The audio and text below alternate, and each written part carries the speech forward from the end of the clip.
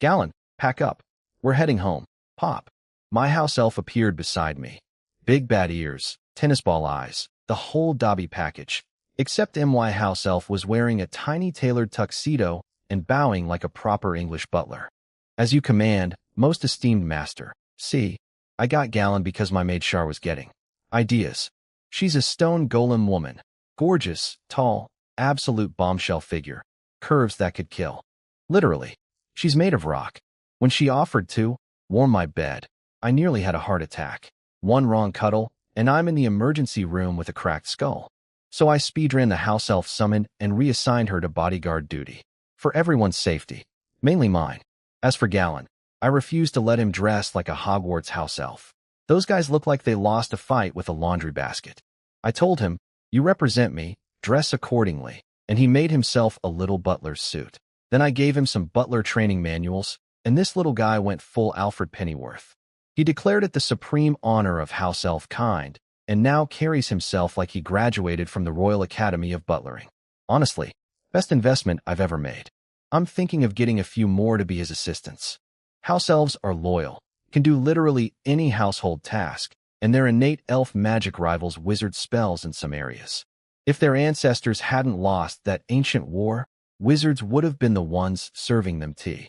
But all this, the secret town, the underground army, the ruins operation, it all has to stay hidden. I know what you're thinking. Owen, why not just mass-produce troops and steamroll everyone? Because that's how you get yourself assassinated, genius. The moment someone powerful notices you've got a private army of mech-riding goblins in an underground base, you become target number one. Every big shot in the world would want to crack open your skull and figure out your secrets. So the plan is simple. Grow quietly, stay under the radar, and only flex when I've got a fist big enough to make everyone shut up. Rushing to the endgame gets you killed. Even cheat codes cost resources. Look, teleportation magic is efficient, I'll give it that. 1 second I'm at Greenwood Town, next second I'm back in my castle. But the nausea? Absolutely vile. Every single time I feel like I'm about to redecorate the floor with my lunch. I keep going back and forth between, just ride a horse, but that takes forever, so I've decided to just pick whatever matches my mood that day.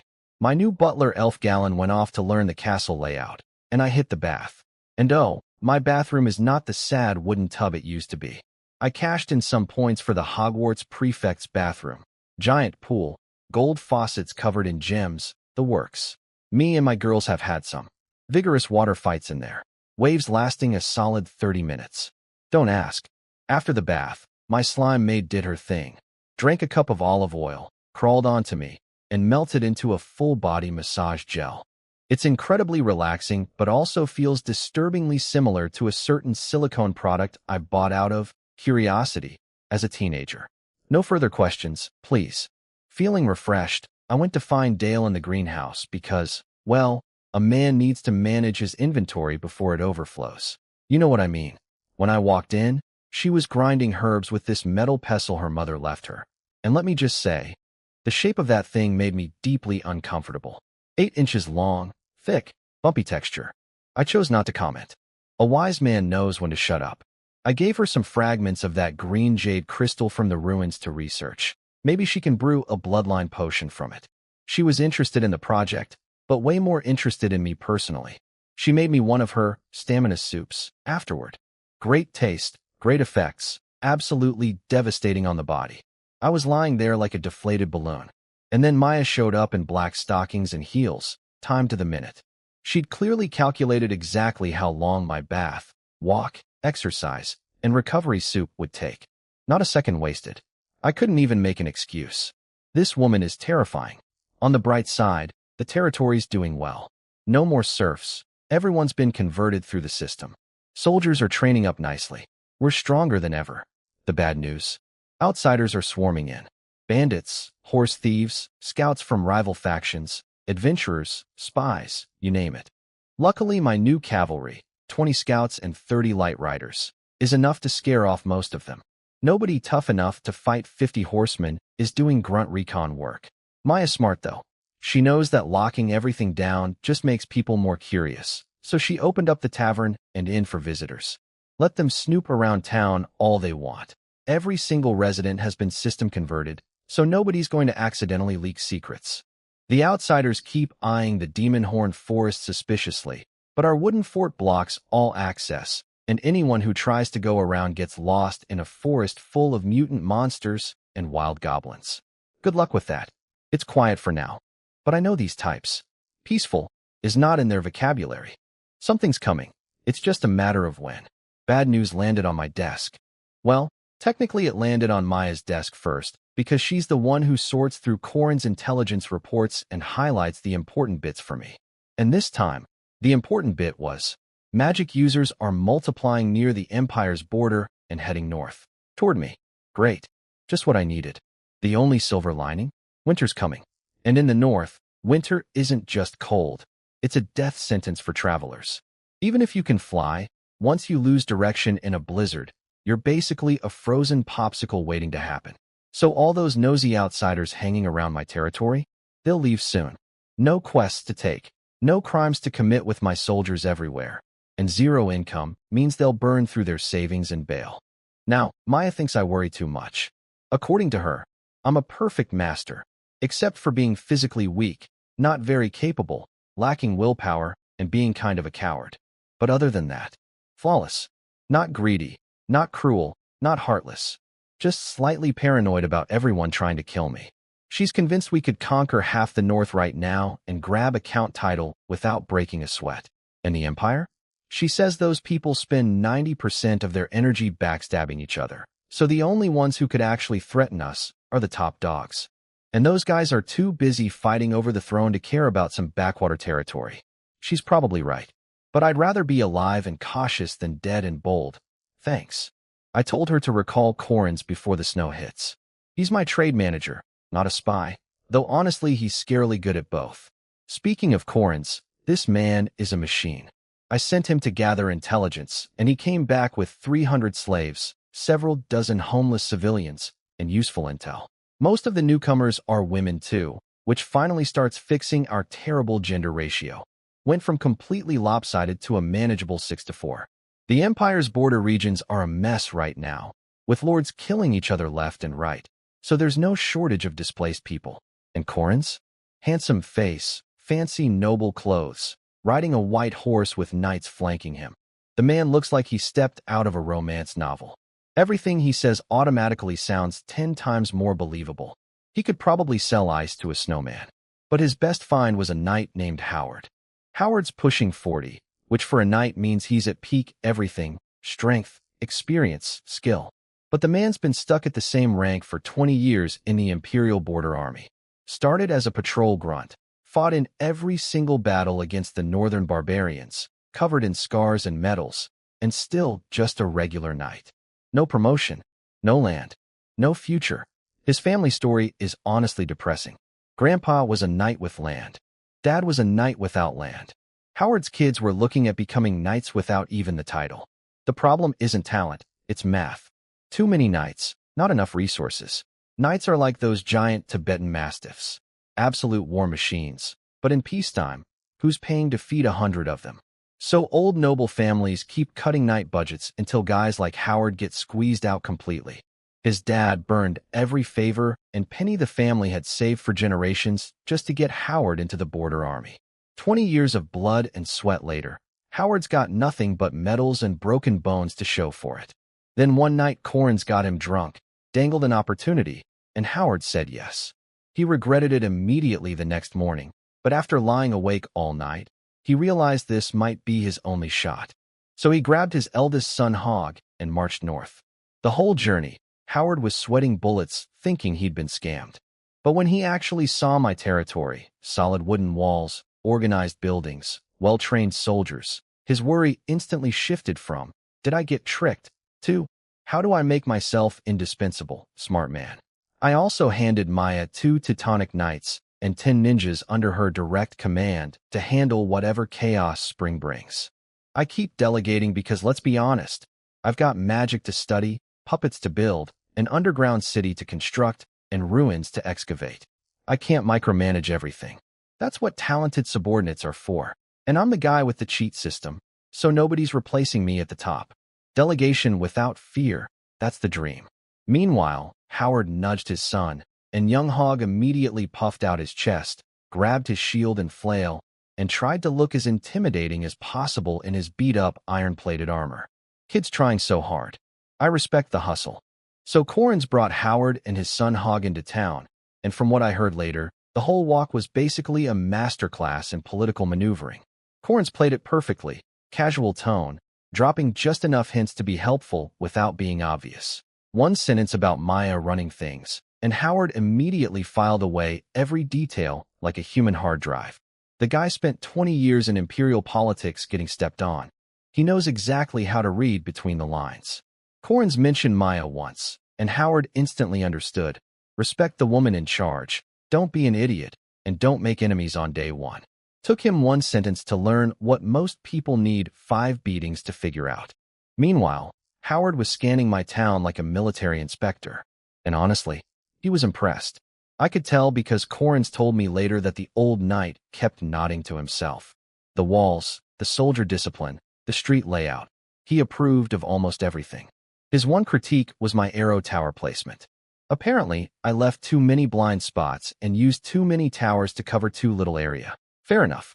That's literally why I'm hiring professionals, so they can fix my amateur hour defense planning. What really got him, though, was how clean everything was. Streets spotless, people washed, nobody relieving themselves in corners. Look, I know basic hygiene sounds like a low bar, but in this world most villages smell like a barn had a baby with a sewer. The Empire actually has decent sanitation laws in cities, public toilets, bathhouses, fines for spitting, but out in the countryside? Medieval nightmare. My town runs different. Everyone's system converted, which means they actually follow rules, including wash your hands and use the bathroom like a civilized being. Howard's son Hog kept staring at my patrol soldiers like a kid at a candy store. Howard had to death glare him multiple times to stop. Kid's never seen troops this disciplined, and his eyeballs were about to fall out. Then they reached the town center to meet Maya. And that's when things got spicy. My 2 Teutonic Knights were standing guard at the door. Now, for context, Teutonic Knights are basically the nuclear weapons of this world's combat system. Pure physical perfection, life force refined into the most devastating fighting energy possible. Only empires and top-tier noble houses can afford to train even one, and they guard them like crown jewels. So when Howard walked up and saw 2 of them just standing there as door guards, the man's hand went to his sword on pure instinct. Not because he wanted to fight.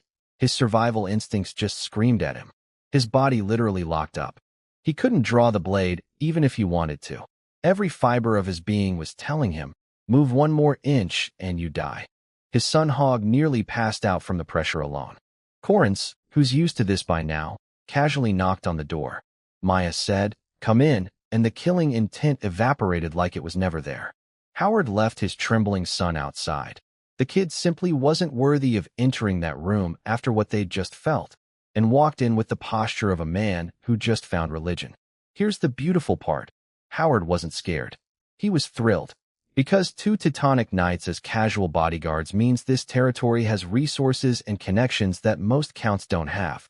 His family has dreamed of becoming true nobility for generations, and suddenly that dream doesn't seem so crazy anymore. The man walked into Maya's office looking like a stray dog who just found a 5-star restaurant with an open back door.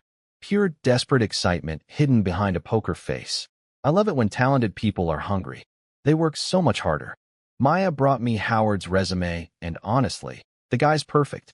Not because he's some legendary warrior, but because his career has been one long tour of every basement-level military job in the entire empire.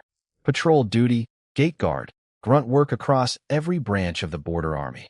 20 years of being everybody's punching bag means he knows how everything works from the ground up. That's exactly what I need. I don't need a general.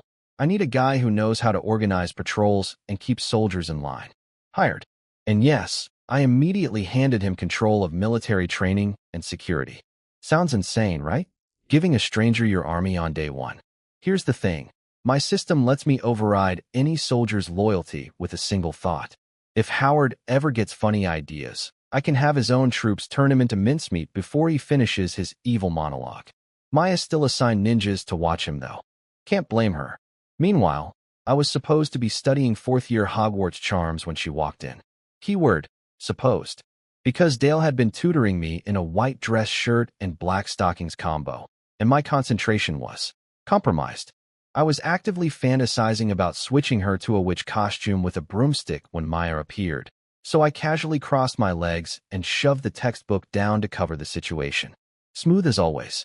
Also, can we talk about Hogwarts curriculum design? Years 1 through 3, easy peasy. Year 4, suddenly it's like jumping from times tables to calculus. Who structured this? There's no middle school, no high school, just 7 years covering everything. The difficulty spike is absolutely criminal. After business was done, Maya gave me the smile. You know the one. Lips curling, eyes sparkling, hair flowing like a shampoo commercial. That smile means one thing. I'm about to have a very exhausting evening. I had 18 excuses loaded and ready, but then I remembered Dale's terrifying pestle and thought, if I start rejecting Maya, she might get creative with accessories too. So I persevered. Like a man. Corin's had it just as bad. Half a year away from his wife, and the moment he got home, she collected the rent with interest. Poor guy had to mentally thank every flirty barmaid in Feeler Town for not completely draining his reserves during the trip, otherwise he'd have defaulted on his payments. Sometimes when a middle-aged man stays late at the office, it's not because he's busy. He just needs a few days to scrape together enough to pay the mortgage, if you catch my meaning. Next morning, I sent lunch invitations to Corin's and Howard's family.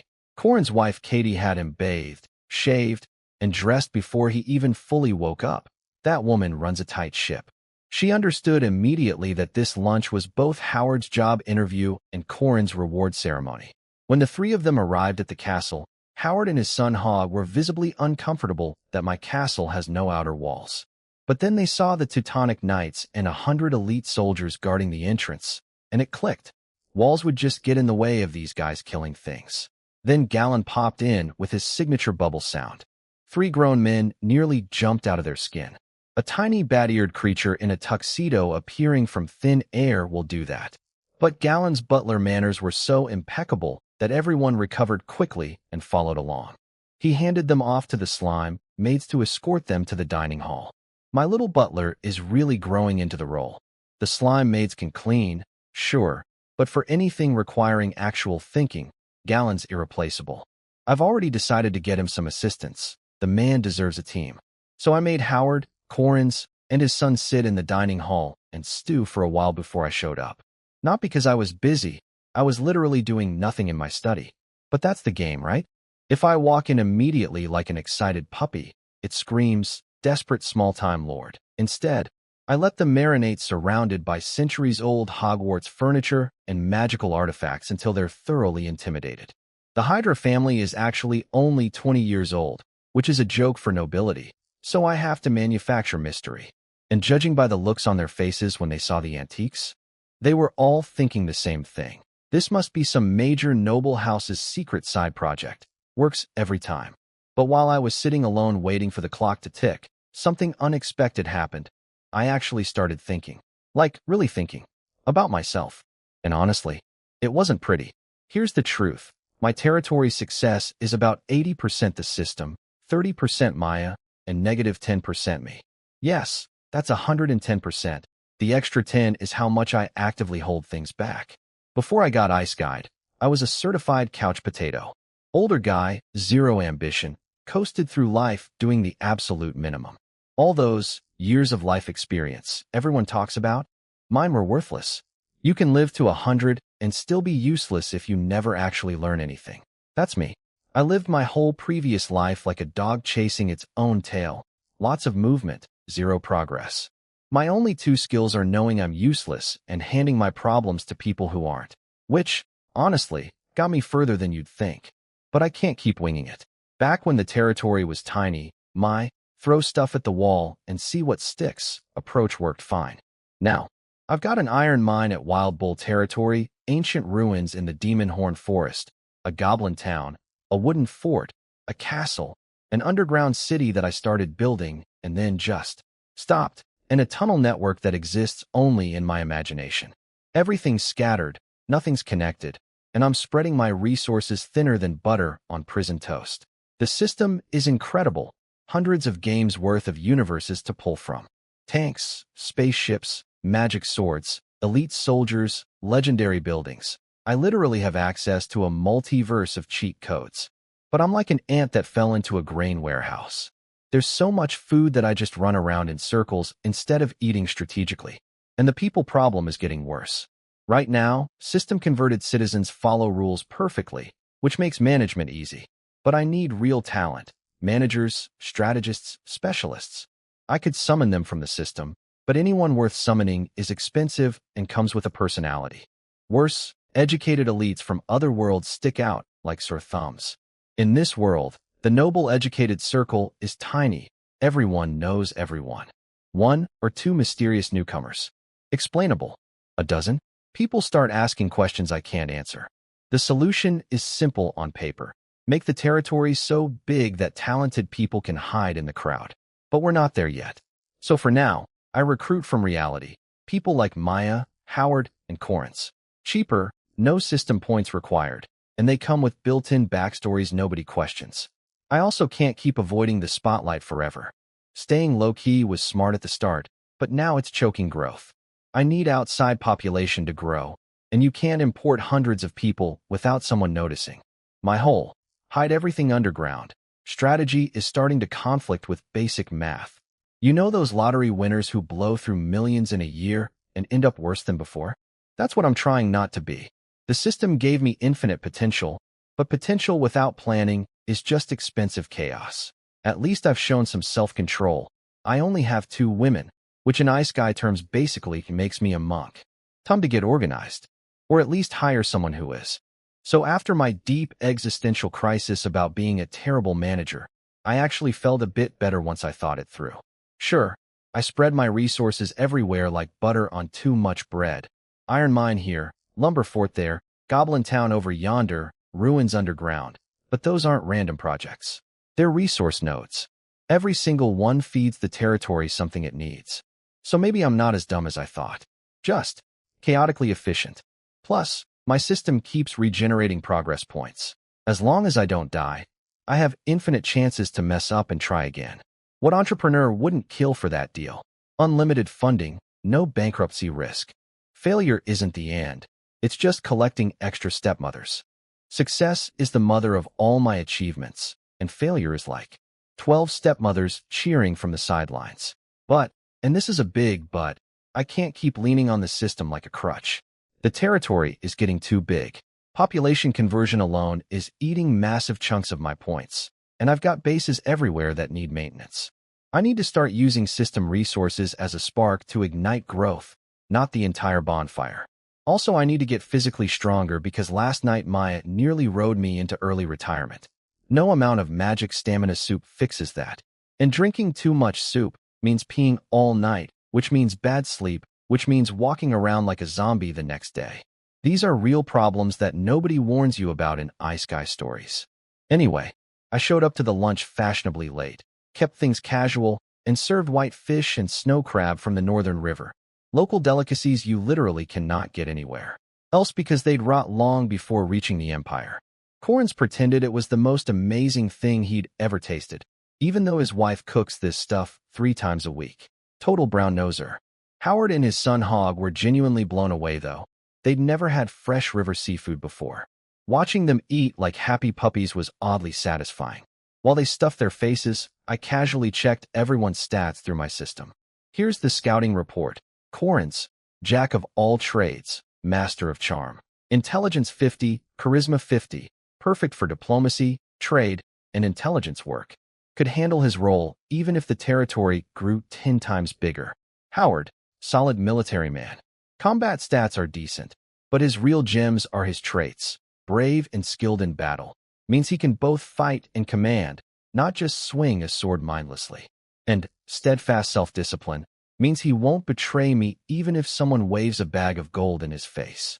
That's rare. Young Hog, stats are basically a potato right now, but he's 17. Give him a few years of training, and he'll make a decent town sheriff. A diplomat, a military commander, and a trainee. Not bad for one recruitment trip. I rewarded Corrins with contribution points, basically store credit for the territory's warehouse. He can pick out clothes, furniture, weapons, armor, war horses, even servants. Everything except land. And the clever fox didn't even blink at that restriction because he already figured out I'm running a centralized power structure. No land grants, no feudal nonsense, no little lords building their own power bases inside my territory. Smart guy, Corinth. He knows that in the empire, every king and major noble secretly wants to centralize power, but can't because tradition and angry vassals. But up here in the north, clean slate. No traditions to break, no old guard to appease. I can build the whole thing my way from scratch. One boss, one system, no shareholders. The original feudal system made sense back in the day when kings were basically gang leaders who needed loyal captains to hold territory. Give your boys some land. Let them tax the peasants. Call them when you need soldiers. Cheap, efficient, hands-off management. But the downside? Eventually those captains' grandkids think they're kings too, and suddenly you've got a civil war. I'm skipping that entire historical headache. Everyone works for me, gets paid by me, answers to me. And if anyone has a problem with that arrangement, well, my Teutonic Knights are right outside the door. After handing out assignments and rewards, I sat down with a giant piece of parchment, uncapped the ink, picked up my quill, and stared at nothing. I was going to make a grand development plan. Organized, strategic, professional. Then I actually started writing everything down and realized the full extent of my chaos. Bases everywhere, projects overlapping, no priorities, no sequence. It looked like a toddler's crayon drawing of a war map. Am I actually an idiot? I muttered, staring at the mess. Post-clarity brain hits different, man. All those nights with Maya and Dale apparently drained the strategic thinking right out of me along with everything else. So I buckled down and made actual decisions. Priority 1. Grow the territory's visible strength. Priority 2. Make myself stronger. Everything underground, the secret city, the tunnels, gets shelved. The iron mine keeps running on autopilot since the air quality is so good it basically mines itself. The wooden fort stays as is. The ruins keep getting dismantled because I need stone for city walls come spring. The goblins have it rough. They're juggling demolition, road building, and farming, but more construction mechs will help. I was feeling great about this plan. Focused, determined, a new man. Then I realized, there's actually nothing for me to personally do right now. No populations to convert, no soldiers to train, no buildings to construct. Everything's either done or waiting on something else. I just had this whole dramatic self-improvement montage in my head. And the universe goes, cool story, bro. Take a nap. Fine. I'll use the downtime to power up my body, because I am done being outperformed in the bedroom. Both my women have been waving that terrifying acupuncture needle around like it's a magic wand, and a man can only take so much humiliation. It's time to rise. Meanwhile, something interesting was happening down south. Viscount Mara, the shrewd merchant lord who runs Mara town, was in deep trouble. Several hundred bandits had surrounded his town. I say bandits, in quotes, because real bandits don't have matching uniforms, standardized weapons, and enough food supplies to feed a small army. These were obviously somebody's private troops playing dress-up. But old Mara was no fool. He'd seen this coming 20 years ago. The man had escape routes planned like a paranoid squirrel. His real wealth? Stashed in a trading company at the imperial border, run by his two sons. A secret nomadic tribe further north, managed by his daughter. Mara town itself was just the visible tip of his iceberg. So in the dead of night, he grabbed his elite cavalry, packed his personal fortune onto trusted horses, and slipped out without waking a single townsperson. He deliberately left the town intact, buildings, livestock, residents, everything, because he knew the bandits wanted the town as a money machine, not him dead. Give them what they want, and they won't bother chasing. Once he was safely clear, the old fox spat on the ground and cursed. 20 years of work, abandoned in one night. But across the north, other lords were getting murdered in similar takeovers. Throats slit, families butchered, the whole horror show. Mara walked away with his life, his fortune, and his family intact. Lucky bastard, honestly. And something told me our paths were going to cross eventually. Now, I didn't witness any of this personally, but the intelligence reports that came in later painted one heck of a family drama. Buckle up, because this makes every soap opera look like a bedtime story. So Viscount Mara escaped north with his cavalry, heading straight for a secret nomadic tribe he'd set up years ago. Smart move. The fake bandits loaded their heaviest forces to the south because they assumed he'd run toward the Empire. But crafty old Mara had been preparing his escape route for years. His plan was clean. Link up with the tribe, use them as cover to sneak back to the Imperial border, sell the entire tribe. People, livestock, everything. Pocket the cash, dump it into his son's trading company, and retire comfortably. Oh, and marry off his daughter to some aging knight as a political asset. Father of the Year material right there. About that daughter, Bella. Oh boy, this man sent his 2 sons to the safe, wealthy Imperial border to run businesses. His daughter? He kicked her out into the northern wilderness at age 12 with a handful of shepherds and some sheep. That's it. No guards, no support. No, good luck, sweetie. Just, here's some livestock. Don't die. On day 1, she had to kill a shepherd who was looking at her with intentions that absolutely did not involve sheep herding. 12 years old, first day alone, already stabbing people to survive. From that moment on, the innocent girl was gone.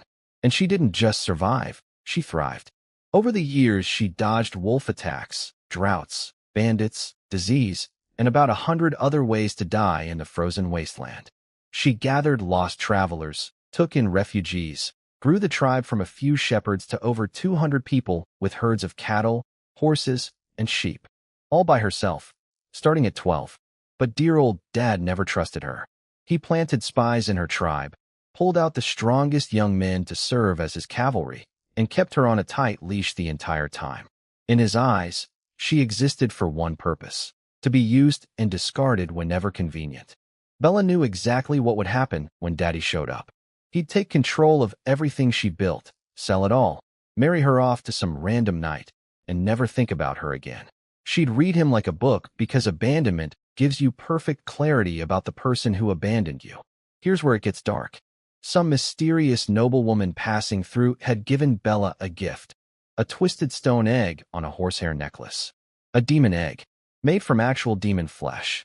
It could grant demonic power through sacrifice, but the more you use it, the more the demon inside grows until it eventually devours your soul and body to resurrect itself. Any sane person would throw that thing into a volcano. But Bella? She'd spent over a decade contemplating suicide, putting a knife to her own throat countless times, always stopping because of one single burning thought: Dad needs to die first. That's not revenge anymore. That's a lifestyle. She was willing to trade her soul, her body, her entire existence for one thing: to personally bury her father in the same frozen wasteland he'd dumped her in, and then come back every spring to graze horses on his grave. That's not a daughter. That's a walking karma delivery service with a subscription plan. And the funniest part? While Bella was clutching her demon egg and plotting patricide, she spotted Dad's messenger chatting up the spies planted in her tribe. They saw her looking and awkwardly shuffled into a tent. Nobody in this family trusts anyone. Everyone's scheming against everyone. And the only question is who pulls the trigger first. My money's on Bella. That girl has been sharpening her knife for a very long time. Again, I wasn't there for this, but the reports I got later were something else. I'm going to need therapy after reading them. So Bella went full send on the demon egg plan. She picked up a 7-day-old black lamb from the pen. Cute little thing, soft wool, big innocent eyes, even licked her face. Then she carried it into her horse Black King's tent, slit its throat without blinking, and used the still warm, bubbly blood to paint an upside-down pentagram on the ground. Casual. Tuesday night activities. Black King, her beloved horse, her only real friend in the world, a magnificent stallion descended from a wild horse king, sensed something deeply wrong. Smart horse. Unfortunately, not smart enough to run. Bella cut her palm, smeared blood on the demon egg, swallowed it whole, and things went sideways fast. The egg came alive in her stomach, grew tentacles, started eating her from the inside. She screamed so hard it woke the camp. Her belly swelled up like something was trying to claw out of her, and then it did. Her torso literally split open, ribs became fangs, guts became a tongue, and this nightmare mouth bit off Black King's head. Then demon flesh stitched her upper body onto Black King's headless horse body like the world's most disturbing arts and crafts project. She became a 3-meter-tall demon centaur. Woman on top, warhorse on bottom, pure nightmare fuel all around. The The spies her father planted came running to investigate the screaming and immediately became her first kills. She tore through them like wet paper, bathing in blood, loving every second of it, until she saw terrified shepherds kneeling and praying. And somehow, she snapped back to sanity. The revenge kept her grounded. She wasn't done yet. Dad was still alive. Mental fortitude? Insane. This girl ate a literal demon parasite and stayed focused on her to-do list. Now here's the detail that really got me. Someone was watching the whole thing. An invisible woman, hidden by some kind of camouflage potion that bends light like a chameleon.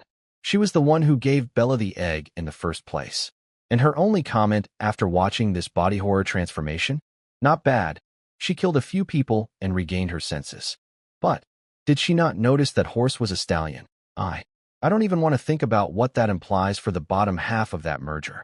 Some questions are better left unasked. Forever.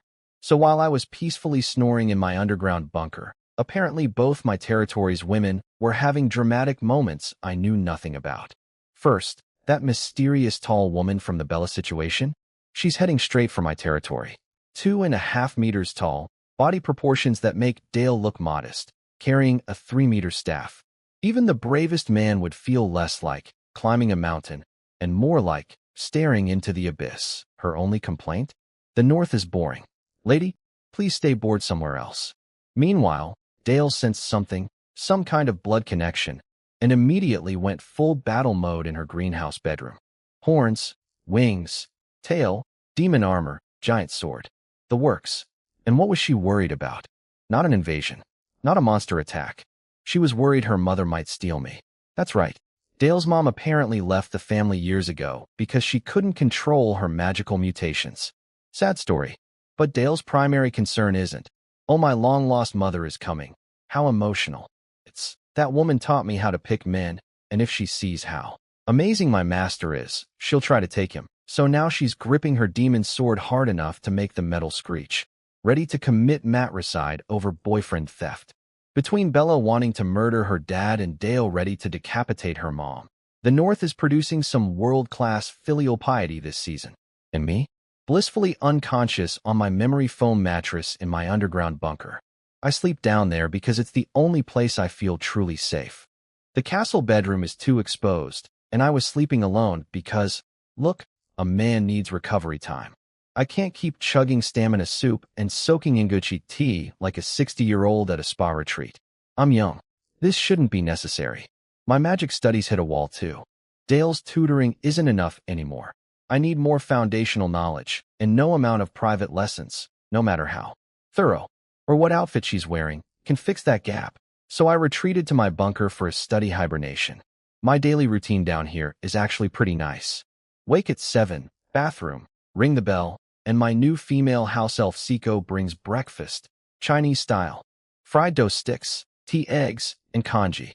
Unlike Galen, who I'm training as a butler, Seiko is a cooking prodigy. She's already mastered Western cuisine and is now diving into the 8 great Chinese cooking traditions. My stomach's future has never looked brighter. After breakfast, study time. Hogwarts textbooks, puppet engineering, mechanical principles. And because I'm a certified academic disaster, my attention span lasts about as long as a candle in a hurricane. I can strap myself to a chair and pry my eyes open with toothpicks, still can't absorb the material. The only time I actually learn is during hands-on puppet building, when I hit a problem and need to check the book. Necessity is apparently my only teacher. As for powering myself up, I've been evaluating options, and they all suck. T-virus? Genetic mutation sounds cool until you remember I'm hoping for divine bloodlines someday. Mixing zombie juice with god blood seems like a terrible cocktail. Cybernetic enhancements? That requires removing limbs. Absolutely not. I like my arms where they are. Witcher mutations? Tempting, especially since Geralt is basically a legendary bedroom athlete, which means the physical upgrades are real. But the side effects include permanent sterility. I want to be stronger in bed, not retire from it entirely. Defeats the whole purpose. On my OG system? Now this caught my eye. I used to wail on that game back in my old life. But my system unlock level is too low to summon any of the cool spirits. The universe is teasing me with a gacha game I can't even pull on yet. The search continues.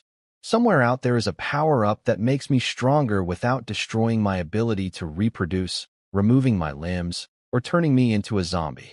The bar is literally on the floor, and I still can't clear it. So I bought some on my OG books with my points. Cheap, basically pocket change, and after flipping through them, I realized the system is actually pretty simple compared to Hogwarts. Where Hogwarts has dozens of spells across multiple disciplines that make my brain leak out of my ears. On my OG boils everything down to 6 words: attack, defense, speed, heal, seal, command. That's IT. Beautiful. Finally, a magic system designed for idiots like me. I got excited and redeemed a spirit seed to unlock spiritual power. Popped it in, felt it merge with my body, and my existing magic power immediately ate it. Just absorbed it completely like a bigger fish swallowing a smaller one. Apparently, magic power outranks spirit power in quality, so the spirit seed just became seasoning. No resistance whatsoever. The upside? My magic now has spiritual properties. The downside? I still have no idea what level I'm actually at because neither Maya nor Dale knows enough about magic theory to tell me. I'm like a guy who owns a sports car but doesn't know if it's fast because he's never seen another car. But here's where it gets interesting. On my OG used spirit servants called Shikigami, basically tamed demons and ghosts. And I thought, wait, I'm literally a demon lord with an army of monsters. Monsters and yokai are basically cousins. Why hunt for ghosts when I've got free monsters spawning daily? Monster Shikigami. Genius. Except I had zero clue how to actually do it. Thought about it for hours. Nothing. So I bit the bullet and activated Mystic Arts, a skill from Heroes of Might and Magic that floods my brain with arcane knowledge. Incredibly powerful, incredibly dangerous, because last time I used it I almost got permanently lost in a knowledge trance. It's like the world's best textbook that tries to kidnap you. This time I came prepared. I built a little contraption on my chair, basically a timer mechanism attached to a cucumber. A big, spiky, fresh-off-the-vine cucumber. When the timer runs out, the mechanism swings the cucumber directly into my gentleman's region. Full force. Why a cucumber? Because I considered a mousetrap on my toes or a bucket falling on my head, but I was terrified that normal pain wouldn't snap me out of the knowledge addiction. Only one thing can override any man's brain, no matter how deep in concentration. The primal masculine emergency alarm. Getting whacked in the crown jewels. So there I was, swimming in beautiful cosmic knowledge, feeling like Einstein and Merlin had a baby, and it was me. Breakthrough after breakthrough flooding my mind. And then crack. Cucumber meets the boys at maximum velocity. I was on the floor clutching myself before my brain even registered what happened. The cucumber snapped in half from the impact. But it worked. I broke free with all the knowledge I needed for monster Shikigami conversion, fully intact mentally. Physically, well, that's what I needed to verify, which is why I headed straight to the castle to find Dale. For a thorough functionality test. No computers, no internet, no phone. What else am I supposed to do for entertainment around here? A man's got to confirm his equipment still works after a cucumber assault. It's just basic maintenance. I walked into the greenhouse to find Dale for my equipment inspection and instead found her in full demon form, holding a giant sword to a woman's neck. Not just any woman. A 2.5-meter-tall mountain of a woman lying on the floor with a massive bump on her head. My eyes went exactly where you think they went. Even lying flat, this woman's terrain defied physics. Hills don't even begin to describe it. And her face looked eerily familiar.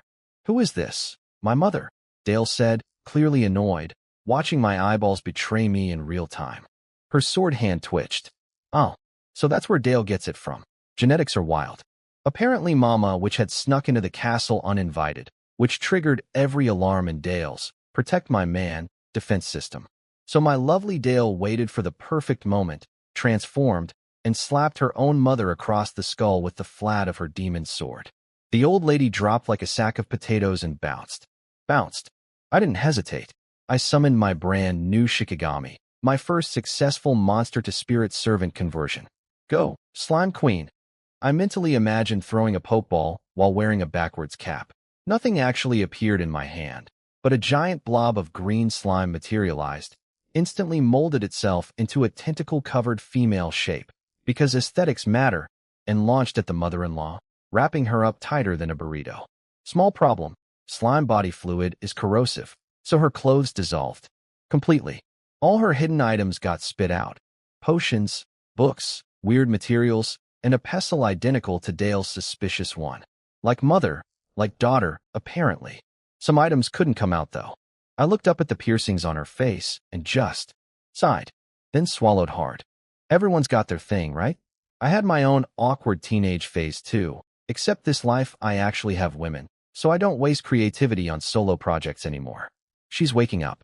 I'm worried she'll threaten you, Master, Dale said sweetly, completely ignoring the second giant bump she'd just given her unconscious mother. Worried about threats? Sure. The only thing threatened here was my loyalty, and Dale was making sure I understood the consequences of wandering eyes. Message received, loud and clear. I brought the mother-in-law to my underground lab and strapped her into the restraint frame. A full-body puppet I'd built that locks down every joint and muscle on any humanoid creature between 1 and 3 meters tall. Don't ask me why I originally built this thing. I genuinely don't remember my reasoning, and I'm not sure I want to. Problem: this woman's proportions exceeded design specifications. Flesh squeezed through the gaps like bread dough through a fence. The pressure woke her up. Oh my, so you're my daughter's master. What a delicious-looking young man, she was flirting, while strapped to a torture frame, completely unfazed. I couldn't get a read on her at all, so I signaled Dale. One look from the daughter, and Mama went quiet. Good. Now I could work without feeling self-conscious. Here's what I discovered. My monster Shikigami conversion works on way more than just monsters. Basically anything that isn't a normal, mentally stable human being qualifies. And East Asian folklore makes becoming a supernatural being ridiculously easy. Have a bad day, hold a grudge, boom, you're a ghost now.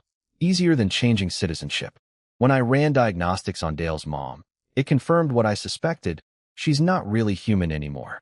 Witches who awaken magic power without proper training get corrupted by it. Their emotions pollute their magic, which then warps their bodies and minds like a self-inflicted curse. Some transform into entirely different species. No normal human woman is 8 feet tall with physics-defying anatomy. Calling her human is just lying with your eyes open.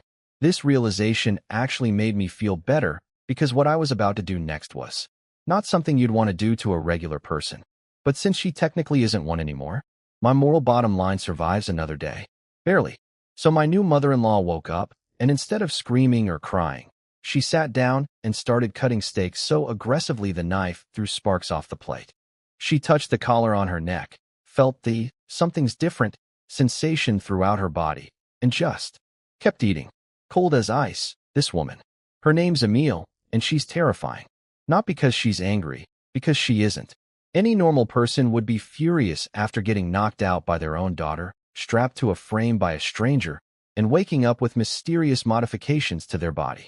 But Emile just sat there calmly analyzing the situation like a chess player studying the board. She couldn't figure out what I'd done to her, and the fact that she couldn't figure it out told her it was serious enough not to throw a tantrum about. Smart woman. Here's what actually happened while she was unconscious. I used the jade crystal fragments from the ruins to brew a bloodline evolution potion with Dale, then combined it with my spiritual power to perform a Shikigami conversion on her. The potion stimulated her witch bloodline so hard it was too busy growing to notice me sneaking in the back door and reshaping everything to my specifications. By the time the process finished, she was mine. Theoretically irreversible. But I don't fully trust my own work. I literally invented this technique last week. So I'm planning to add system conversion as backup insurance later. Just need to wait until the Shikigami bond deepens enough that she can't resist. And yes, I'm aware how sketchy this whole thing sounds. First meeting with my girlfriend's mom, and I immediately enslaved her using experimental magic. In my defense, actually I have no defense. My lower brain made the executive decision the moment I saw her, and by the time my upper brain caught up, it was already done. Now I'm stuck with the consequences. Can't undo it, won't undo it, might as well commit. I kept dinner short and excused myself before things got awkward. From the hallway, I could hear Emile demolishing steak after steak. The house elves were teleporting food onto her plate faster than she could eat, and she was putting away portions that would feed a small army. She noticed the magic food delivery and raised an eyebrow. Having enchanted kitchenware that teleports meals is the kind of unnecessary luxury that only old money families bother with. Between that and the centuries-old Hogwarts furniture, she was rapidly concluding that whoever I am, my family's resources are no joke. That's when she finally dropped her hostility. Not out of fear or submission, purely practical calculation. If my backing is as deep as the decor suggests, picking a fight would only make things worse. Experience taught her that, and for a witch, anger is literally the worst possible emotion since it corrupts their magic. After eating enough food to feed a rugby team, I let Dale take her to the bath. Dale was not happy about sharing the fancy Hogwarts bathroom. Until now it was exclusively for me, Maya, and her. Adding her mother to that list felt like a personal attack. Then Emile pulled the ultimate power move. She crossed her arms, propped up her assets, and hit Dale with a smirk that said, "Sweetheart, you're playing checkers, and I invented chess." For the first time in recorded history, Dale, the reigning champion of that particular department, felt like she'd lost. She bit her lip and stormed toward the bathroom without a word. As they disappeared down the hall, I heard Emile murmur, "How interesting," in the tone of someone who just found a new hobby. I have a terrible feeling that hobby is me. So I stuck Emile in the greenhouse with Dale, and from what I heard later, the bathroom trip alone was a whole soap opera. Emile saw the Hogwarts prefect's bathroom and nearly cried from happiness. Apparently, when you're 8 feet tall, every bathtub in the world is basically a foot bath. She'd been washing in rivers and ponds for years, and occasionally had to murder creeps who stumbled upon her bath time. So seeing a pool-sized tub of hot water, she dove in like a kid at a water park, moaning with satisfaction loud enough to make Dale's eye twitch from across the pool. Then she started rolling in it, splashing waves into Dale's face. My girl was about 30 seconds from going demon mode and physically dragging her mother out by the ankle. When Emile finally emerged, pink as a lobster and zero shame, she spotted the massage bed with the face hole and gave Dale the most suggestive smile imaginable. Dale stammered, "That's for massages," while turning red and avoiding eye contact. Emile just chuckled and offered to teach her daughter some techniques, mother-daughter bonding at its finest. My plan to keep Emile around was working perfectly, though. I put her in the greenhouse on purpose, partly because mother and daughter should be near each other, mostly because I knew a witch couldn't resist a building full of rare herbs and magical creatures. And I was right. The moment Emile got the tour, she was hooked. Rare plants she'd never seen, magical animals like bowtruckles and mooncalves dancing in the moonlight, permanent space expansion charms on the whole structure. She was practically drooling. She actually started feeling jealous of her own daughter. A man who tolerates witches, provides luxury living, and builds custom magical greenhouses? Most witches end up getting used by nobles, and then silenced permanently. Dale hit the jackpot, and Emile knew it. The custom-fitted clothes I had made for her sealed the deal. This woman hasn't worn anything that actually fits in years because nothing comes in her size. She'd been wrapping herself in cloth like a human burrito. Feeling soft fabric against her skin was apparently a religious experience. Here's the thing, though. Emile didn't come here with evil plans. She sensed Dale's bloodline awakening and rushed over to teach her daughter how to control it before the magic corrupted her body. That's actually sweet. Witch bloodlines are dangerous. Uncontrolled magic plus emotional instability equals self-inflicted curses that warp you into something inhuman.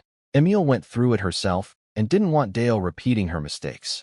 She just didn't expect her emotionally unstable daughter's instability to manifest as hit mom with a sword. She did. Try to sneakily pick some herbs for emergency potions. You know, just in case she needed to fight her way out later. But my plant puppet Greenleaf caught her red-handed. Emile stared at Greenleaf for a solid minute trying to figure out what she was. Puppet? Elf? Plant creature? She eventually gave up categorizing and just followed her to the bedroom, mentally adding, "impossible botanical android," to today's growing list of things that broke her brain. The greenhouse is doing exactly what I designed it to do. Be so amazing that nobody who enters it ever wants to leave. Works on daughters, works on mothers. I should charge admission. From what Greenleaf reported to me later, the mother-daughter sleepover went about as well as you'd expect when one party recently smacked the other unconscious with a sword. Emile discovered her bed, a giant living tree platform with hollow cushiony roots and thick moss that works like a luxury mattress, and immediately fell in love. For a woman who's been sleeping on dirt for a decade, having a bed big enough to roll around on was apparently life-changing. She slept like a baby and woke up to find custom-sized clothes, a toothbrush the size of a shoe brush, and a toothpaste mug that could double as a beer stein. All specially made. Dale prepared all of it, which tells me my girl cares about her mom way more than she'll ever admit. Breakfast was served in buckets and basins because normal plates are appetizers for a meal. My chef elf Seiko is adapting fast. Emile was thrilled. She's long past the age of dieting, and with her body type, attracting men is no longer a concern, so eating has become her primary hobby. I respect the commitment. Then Emile got serious. She told Dale the real reason she came. To teach her how to be a proper witch before her awakened bloodline goes haywire and warps her body the same way it warped Emile's. That's actually genuinely motherly. Dale was clearly moved, but she's got over a decade of abandonment resentment stored up, so she just huffed and stomped to her room. But she left the door open. In daughter language, that's basically a hug. Emile followed her in and immediately got distracted by Dale's potion workshop. Shelves of rare ingredients, finished potions lined up neatly. She sniffed a few and was genuinely impressed. Called the disease-curing potion, a mature formula with minor technique flaws, which from a grand, which is basically a standing ovation. She could tell Dale had received proper systematic training, not self-taught guesswork, and started putting together that my household's magical knowledge runs deep. Then came my favorite part of the report. Emile looked at all the luxuries surrounding her daughter, the greenhouse, the knowledge, the magical creatures, the unlimited supplies, and muttered, "How come life is so unfair between women?" She'd clawed her way to mastery through decades of near-death experiences. Her daughter just has everything handed to her on a silver platter by some skinny lord with a cheat system. Then she apparently looked down at her own body, glanced in the direction of my quarters, did the math on our respective sizes, and concluded, that would be a fatality. She sighed and dropped the idea. Thank God. My pelvis sends its regards. So I left Dale's Hogwarts textbooks on an unprotected bookshelf like an absolute moron. In my defense, where I come from, school textbooks are worth less than toilet paper. The internet has everything. Libraries are free.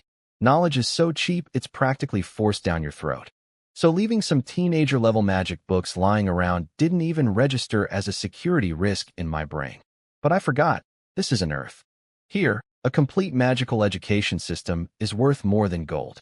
Hogwarts' curriculum was built by 4 legendary founders and refined by thousands of wizards over a millennium. And I just left it sitting on an open shelf like a stack of old magazines. Emile picked one up, read 2 pages, and her hands started shaking. She immediately realized this wasn't some noble family's private spell collection. This was an entire systematized magical education framework. Charms, potions, herbology, divination, magical creatures, defense, transfiguration, flying, the whole package. More complete than anything even the Witch Academy has. She quickly concluded I'm definitely not just some noble's illegitimate son. Unless I'm the Emperor's secret child, which, fair guess, but no. She sat there thinking so hard, she didn't even notice Dale walking past her 3 times. Dale got so annoyed she skipped calling her for lunch. Petty Queen. When Emile snapped out of it, she immediately asked Dale to arrange a meeting with me. Dale didn't want to, but Emile's face was dead serious for once, so she reluctantly agreed. Meanwhile, I was in my underground bunker making action figures. Look, yesterday's cucumber incident left me rattled. I almost relapsed into old solo hobbies. But I thought about Maya and Dale and decided wasting material is shameful. To distract myself, I combined puppet crafting with On My OG Spirit animation to create tiny living figurines. My first success? A 1-foot-tall female King Arthur made figure that wobbled to her feet, figured out how to walk, and immediately started cleaning my desk. During cleanup, she found a screwdriver and started swinging it around like Excalibur. I didn't program that. She just absorbed some of my personality during the spirit infusion. Adorable and useful. I was planning to make a whole collection. Then word came that Emile wanted to see me, and I froze. Way too early. My plan was simple. Luxury lifestyle as bait, mysterious background as intimidation, generous treatment as glue. The greenhouse, the food, the bath, the clothes, all carefully calculated to make her want to stay while being too scared of my ancient noble family to try anything funny. It's like being a boss. If your boss rides a tricycle to work, you'll argue with him to his face. If he shows up in a tank, you smile and nod. That's the energy I'm projecting. But this was supposed to take weeks. You can't tame a grown woman in 2 days. Even training a dog takes months. I have the Shikigami bond as my trump card, but relying on that alone against a seasoned witch who survived decades in the wilderness would be suicide. I'm not some novel protagonist who can flex his aura and have people kneeling. That only works if you have a protagonist halo and everyone around you has a brain damage halo. I have neither. So why was she knocking already? I ran through possibilities and immediately figured it out. The books. She saw the Hogwarts curriculum. A complete magical education system is the one thing that would make a witch sprint to my door instead of playing the slow game. Time to adjust the plan. She came to me, which means she wants something badly enough to show her hand first. That changes everything. Emile dropped a bomb on me, walked in, sat down, and immediately spilled everything. No games, no negotiations, just full confession mode. Turns out she's not just some random wandering witch. She's one of 3 leaders of the Northern Witch Alliance. Sounds impressive, right? It's not. The Alliance is basically a group project where 2 members did nothing and Emile did everything. The founder, some legendary rebel witch named Emilia, got kicked out of the witch holy land for being too rebellious. Imagine being too rebellious for witches, started the Alliance, showed up for the first meeting, then ghosted. Completely unreachable. The second leader, a witch named Feeler, yeah, the same one who runs Feeler Town, got so deep into her roleplay as a countess that she forgot she's supposed to be running a witch organization. And Emile? She spent years traveling the empire recruiting women with magical bloodlines, brought them all to the north, and then realized she was the only person actually working. 1 leader missing. 1 leader cosplaying. 1 leader doing 3 people's jobs. She's burned out, broke, has no territory, no resources, and a bunch of witch trainees she can't support. Then she walks into MY Greenhouse, sees a complete Hogwarts magical education system sitting on an unprotected bookshelf, and basically kicks down my door going, "Let's merge." Her pitch? She brings me an entire network of female magic users. Witches, sorceresses, the works. Her sales line was basically, no man can refuse a harem of magic women. And she's not wrong. I said yes. But, and this is important, these aren't experienced combat mages. They're students, trainees, which is perfect. Experienced witches would eat me alive politically. Students? I build a Hogwarts, become the headmaster, educate them, assign them jobs, provide housing and meals. They graduate owing everything to me. That's not recruitment. That's a pipeline.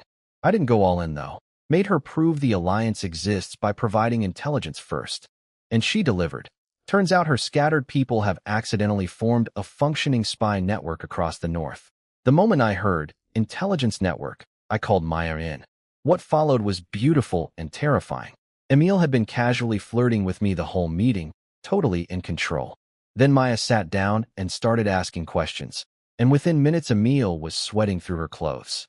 Maya's interrogation technique is surgical.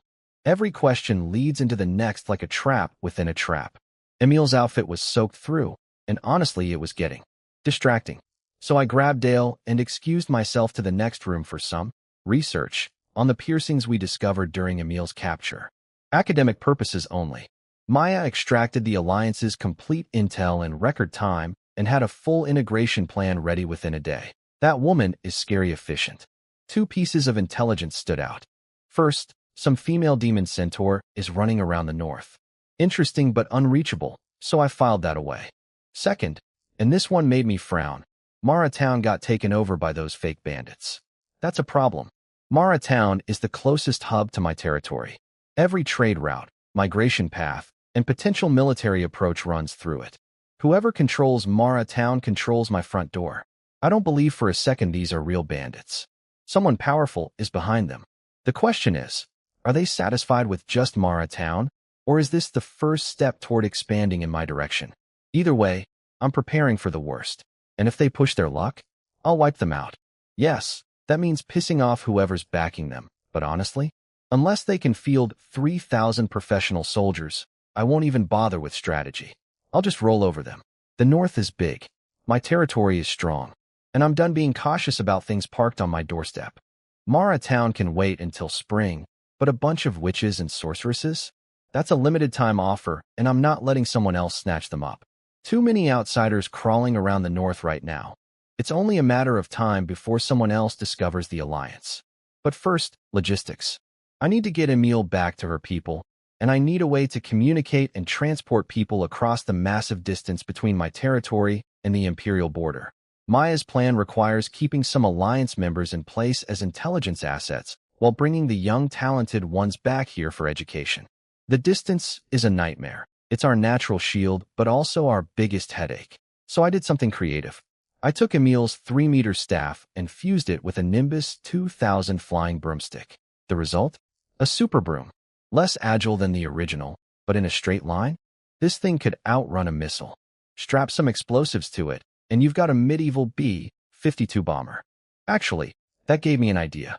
If I recruit the whole alliance, I could build an air force. Every witch on a broomstick with space expansion bags full of ammunition equals a flying weapons platform. Carpet bombing capability with medieval aesthetics. The thought alone gave me chills. Now, here's where things got embarrassing. Emile climbed onto the super broom, kicked off, and immediately her face turned a very interesting shade of red. That's when I noticed. The fusion process had deleted the cushioning charm. For those unfamiliar, Hogwarts invented the cushioning charm specifically because riding a broomstick means straddling a wooden stick with your full body weight while doing aerial acrobatics. Without cushioning, that stick goes places. The charm exists for very good reasons, and my fusion broom didn't have it. Emile did not get off. She stayed up there for a suspiciously long time with a very peculiar expression. I whispered to Dale to learn the cushioning charm from me and then teach it to her mother. "Did you teach her?" I asked after Emile finally left. "I did," Dale said, looking like she wanted to die. "And she said she doesn't need it. 20 years single, folks. 20 years. Speaking of the magic wand I made for Emile, I designed it special. 1 meter long, thick as a wrist, coated in metal with smooth rounded studs along the surface. Originally, I planned sharp spikes and a spear tip like a mace, but then I remembered her lifestyle situation and smoothed everything out. She loved it. Said it could crush several skulls. Sure, Emile. Skulls. The way she was polishing that thing looked real familiar to me, though. I chose not to comment. Before she left, I gave her a small box with communication items and supplies. She cast warming and protection charms on herself and rocketed south on the super broom. For the first few minutes, her flight path was wavy, very wavy. Then it stabilized. Then she took a water break mid-flight. Make of that what you will. After she disappeared over the horizon, I turned to Dale with a perfectly straight face. "I made you a broomstick too. Come to my room and I'll teach you to fly." Dale forgot her mother existed within 0.3 seconds. Priorities. Meanwhile, Emile headed not to Feeler Town, but to a nearby settlement where she'd stashed most of her people. Smart woman. She'd already been distancing herself from the unreliable second leader Feeler, keeping only a few known operatives in the Countess's territory while positioning everyone else independently. She was ready to cut ties the moment things went south.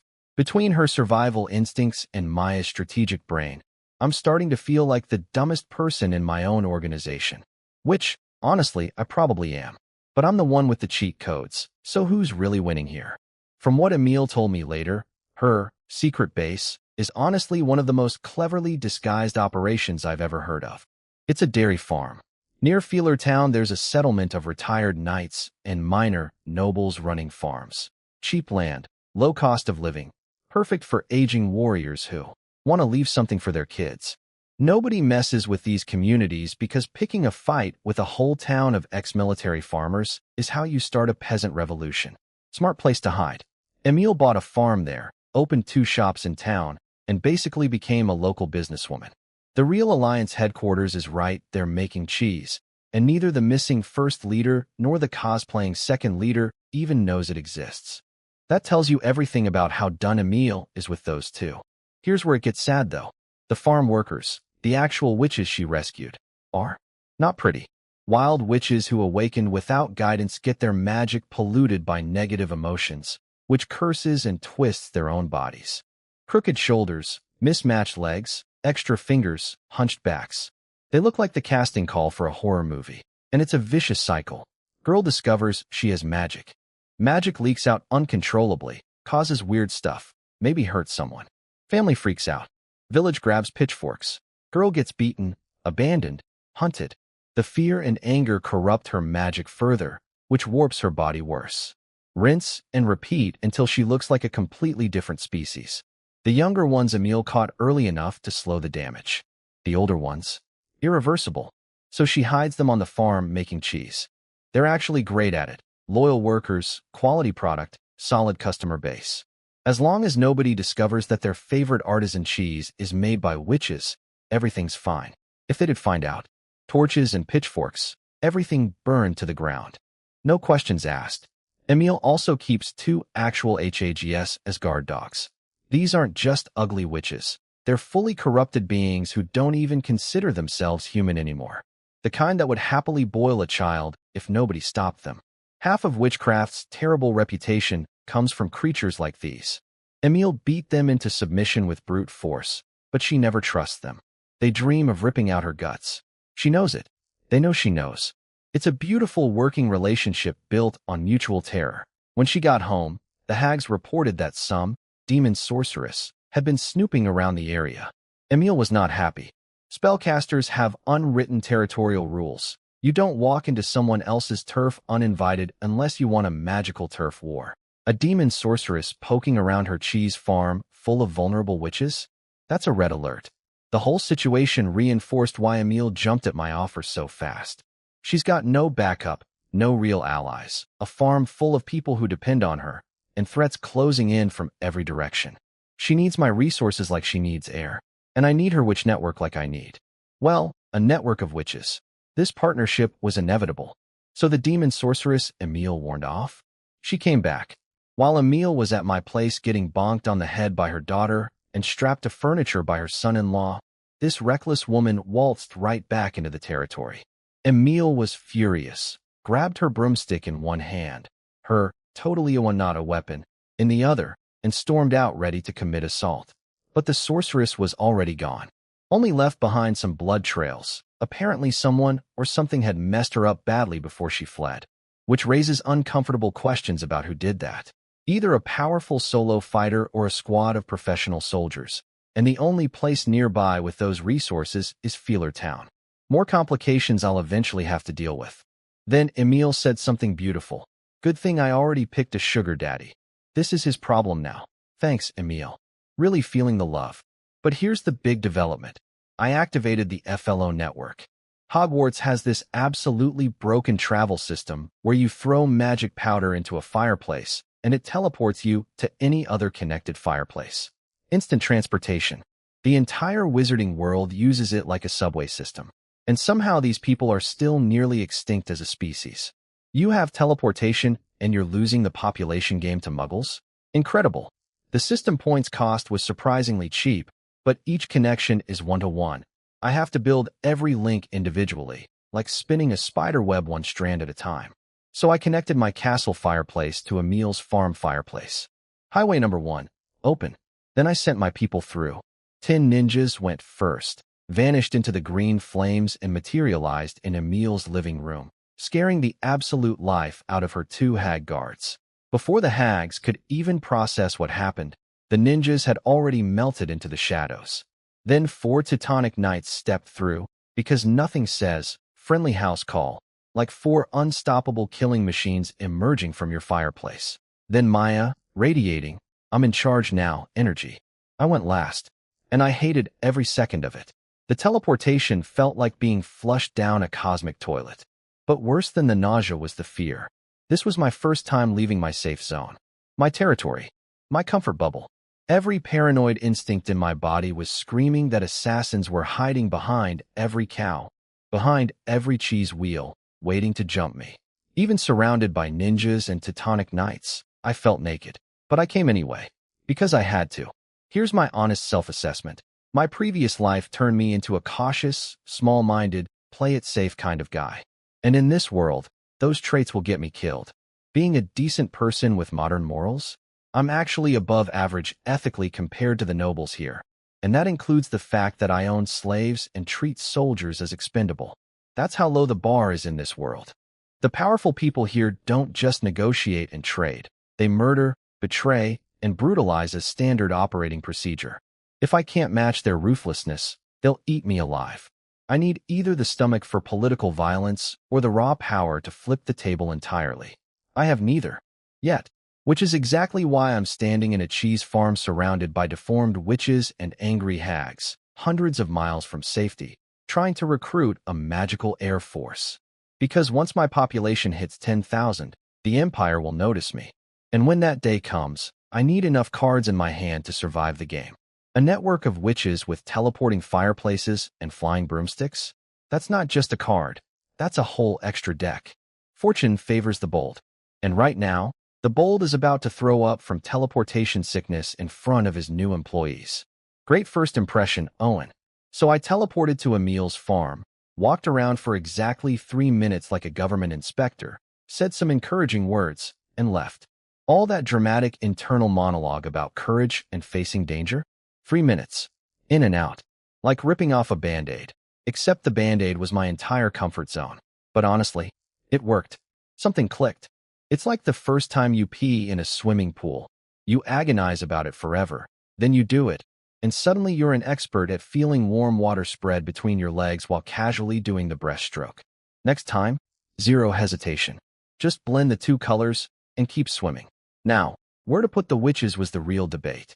I wanted to build Hogwarts 2.0 right in my castle, but Maya shut that down immediately. Her reasoning? Witches specialize in potions and curses, the assassination toolkit. Every noble secretly keeps 1 or 2 witches hidden in their basement. But if you openly collect a bunch of them, you become public enemy number 1 overnight.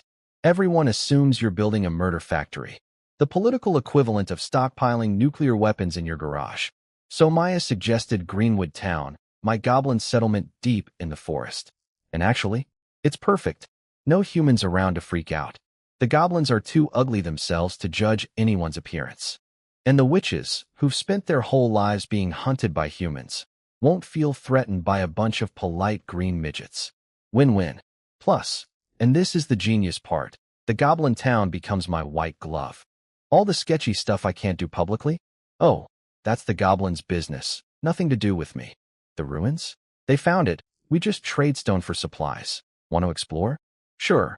Work for the goblins first. Every outcome benefits me, and my hands stay clean. Adding witches makes the setup even better. Adventurers might charge into a goblin camp guns blazing, but a settlement full of witches? Even the bravest tough guy thinks twice. Because witches are terrifying. Their potions kill you silently. Their curses make you wish you were dead. And here's the kicker. Even a weak, untrained wild witch can unleash a dying curse powerful enough to turn an entire village into a ghost town. Legendary warriors have to pause and think before messing with these women. That reputation alone is worth more than 100 soldiers. I connected Greenwood Town to the Flu network, second fireplace link established, and teleported in. The Goblin General had 100 troops lined up as a welcome committee, which I immediately told him to tone down. Guard the area, don't make it obvious. He got the message instantly and dispersed everyone. Then I toured the town and, wow, these goblins have been busy. The place looked genuinely nice. Thoughtful details everywhere, cozy little buildings, clean streets. Getting smarter and gentler through system conversion turned these former savages into surprisingly good urban planners. I was so impressed I considered moving in myself. The Goblin General was relieved I approved, though privately he felt guilty. He's great at fighting, but terrible at governance. The town basically built itself through Goblin initiative. Honestly, that's fine. A leader who knows his limits and lets capable people handle things is better than one who micromanages everything into the ground. I should know, it's literally my management philosophy. My one concern, the witches will start getting stronger fast once they begin proper training. And if the Goblin leadership can't keep up, the witches might get ideas. Need to power up the general somehow. Filed that under, urgent to do. Finally, I checked the housing district being prepared for the incoming witches. The goblins had built homes for themselves, which meant everything was currently hobbit-sized. Workers were frantically renovating, raising ceilings, widening doors, building human-scale furniture. Because nothing says, "Welcome to your new home," like a doorframe that doesn't require you to crawl. I toured the witch housing and honestly, it's charming. Tiny cottages with flower boxes under the windows, blending perfectly with the forest. Very Pinterest. Very cottagecore witch aesthetic. Women eat this stuff up. The interiors are basically studio apartments. 30 square meters, open plan everything except the bathroom. Because these were originally built for goblins who are half human size. We knocked out all the walls just to make them livable. Not luxury, but functional. The school is basically a rural elementary, a few long buildings with desks, an empty library, an empty cafeteria. It looks like a school the way a scarecrow looks like a farmer. But Maya convinced me this is strategic. Give them too much too early and they get entitled. These witches have zero value right now. Can't let them develop champagne taste on a beer budget. Start small, make them earn upgrades, teach them gratitude and loyalty. Harsh. Yes. Smart? Also yes. Then I had a devastating realization. Why? Why did I spend months building a road? The entire purpose of that road was to transport stone from the ruins to my territory. But I have space expansion bags and flying broomsticks. One trained witch with a magic bag on a broomstick could move more stone in a day than a horse cart does in a month. 10 witches make the entire road completely pointless. I built a highway when I had access to teleporting airlines. I wanted to slap myself so hard my ancestors would feel it. But I couldn't tell anyone because the embarrassment would literally kill me. So I just quietly ordered the goblins to stop road construction at the wooden fort and redirect everything toward building stone walls instead. Played it off like a strategic pivot. Inside, dying. At least the road to the fort isn't totally wasted. Outsiders can use it to reach Greenwood Town without wandering into places they shouldn't. So, partial credit? Like getting a math problem wrong, but at least writing your name correctly on the test. Now, the teacher problem. I need instructors for the witch school. Dale and Emil can teach potions and herbs, but their skills overlap and neither is experienced enough with the full Hogwarts curriculum. Maya would make a terrifying dean of students, perfect for loyalty, education, and discipline. But she's too busy running the territory, and she's more of an instinctive caster than an academic one. So for the first time ever, I opened the system store and looked at character summons. Not generic soldiers or background NPCs. Actual named characters with personalities, skills, and abilities. And the prices made my eyes water. 20 to 30 progress points per professor. The Dumbledore-looking headmaster? I can't even afford his character template, let alone the actual person. I was supposed to be focusing all resources on territory development. That plan lasted approximately 48 hours before reality punched it in the face. Now I'm juggling construction, cavalry expansion, witch training, and professor summoning with a progress point budget that's thinner than my patience. Meanwhile, Emil and Maya were deciding which witches to evacuate first. The dairy farms need to keep operating as cover, so they can't pull everyone at once. Emil already knew the answer before asking. She just went through the motions of consulting because that's what you do when you've got a new boss. I rubbed my face and started reorganizing priorities. Again, for the 5th time this week. At this point, my development plan has more revisions than a college thesis. So I made a decision that surprised everyone, including Maya. Bring the ugly witches first. Yeah, I know. The young trainees are the valuable ones. The deformed adult witches whose magic already ruined their bodies. On paper, they're the least useful members of the whole alliance. Maya was confused. Emil was shocked, but grateful. Here's my logic. These women have nothing. No looks, no power, no hope. They've been hiding in a barn making cheese for years, sleeping on straw mats on the floor, terrified of being discovered and burned alive. If I give them a home, real shelter, basic dignity, they'll be loyal until their last breath. You don't start with the high-value recruits who have options. You start with the ones who have zero alternatives. That's how you build a foundation of absolute loyalty. Also, I'm not a complete monster. Sue me. Emil brought about 20 of them through the flu network, and when they stumbled out of the fireplace into Greenwood Town. Look, I knew they'd be ugly. I was warned they'd be ugly. But nothing prepared me for this. Hunchbacks, crooked faces, extra fingers, mismatched legs. The Hunchback of Notre Dame would have been the town heartthrob. I almost flinched. Almost. Instead, I turned around and walked ahead of them so I wouldn't have to look directly at anyone. Played it off as dignified leader behavior, internally screaming. But here's what made me feel terrible. These women were more scared of me than I was of their faces. They huddled behind Emil like baby ducks, trembling, barely making eye contact. A lifetime of being beaten, chased, and nearly burned alive by humans does that. The irony?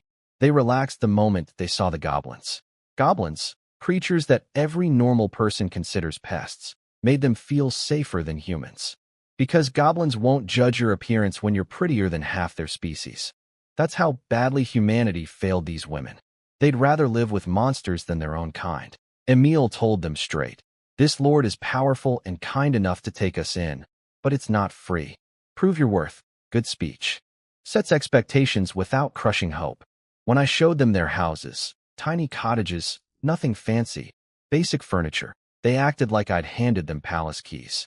Some couldn't even bring themselves to touch the furniture because they felt too dirty to deserve it. One woman kept staring at a simple wooden chair like it was made of gold. These women spent their entire lives being told they're monsters. Being given a door that locks from the inside was probably the first real safety they've ever known. Emil pulled me aside afterward and asked how I planned to handle them long-term.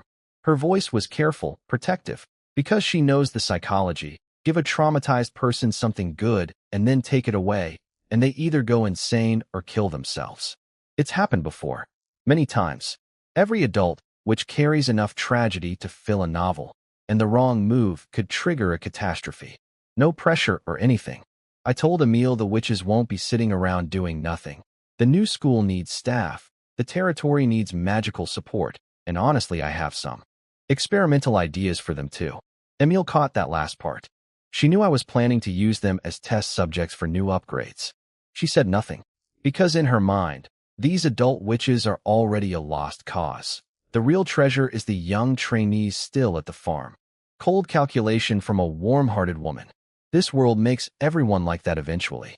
After Emil left to handle the complicated logistics of secretly moving people without alerting the neighbors, "Hey, where'd all your dairy workers go?" is a question nobody wants to answer. I looked at the witches hiding in their new cottages and decided the best thing I could do was leave. My handsome face and lordly authority weren't helping. These women have been beaten and burned by humans their whole lives. Me standing around looking human was making them more nervous, not less. And then something beautiful happened without me doing anything at all. The witches eventually came outside on their own. Not because they were brave, because they were terrified of being useless. Emil's words stuck. Prove your value or lose everything. In this world, worthless people don't get to exist. Some places still literally abandon the elderly and disabled in the wilderness.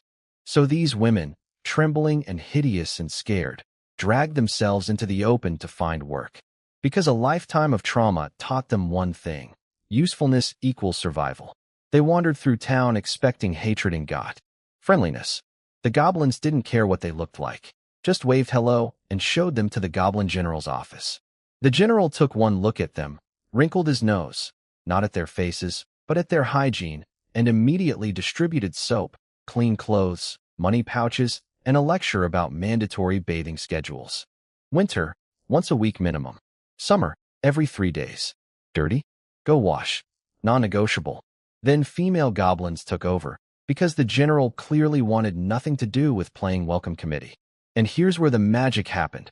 Not the spell kind, the emotional kind. The female goblins chatted with the witches like it was the most normal thing in the world. No staring, no screaming, no pitchforks. Just casual girl talk between green-skinned midgets and deformed magical outcasts. One goblin woman told them, "You're not officially part of the town yet, so I can't tell you everything. But the Lord is kind. He even took in goblins. Just be loyal and you'll be fine." That sentence hit different for women who'd been rejected by their own species. Then came the shopping district tour, and I swear these women turned into kids at a carnival. Fresh vegetables at the produce stand. Bread smell wafting from the bakery. Sausages and hams hanging in the butcher shop. A tailor with actual clothes on display. An ironsmith. A carpenter. A real functioning town with everything they'd need. These women hadn't walked down a street in years. Some of them never had. They'd been locked in dark cheese factories since adolescence, their only view a sliver of sunlight through a high window. Now they were strolling past shop windows in broad daylight, and nobody was throwing rocks at them. And yeah, they're witches. Yeah, they're disfigured. But they're still women. They still want to look nice.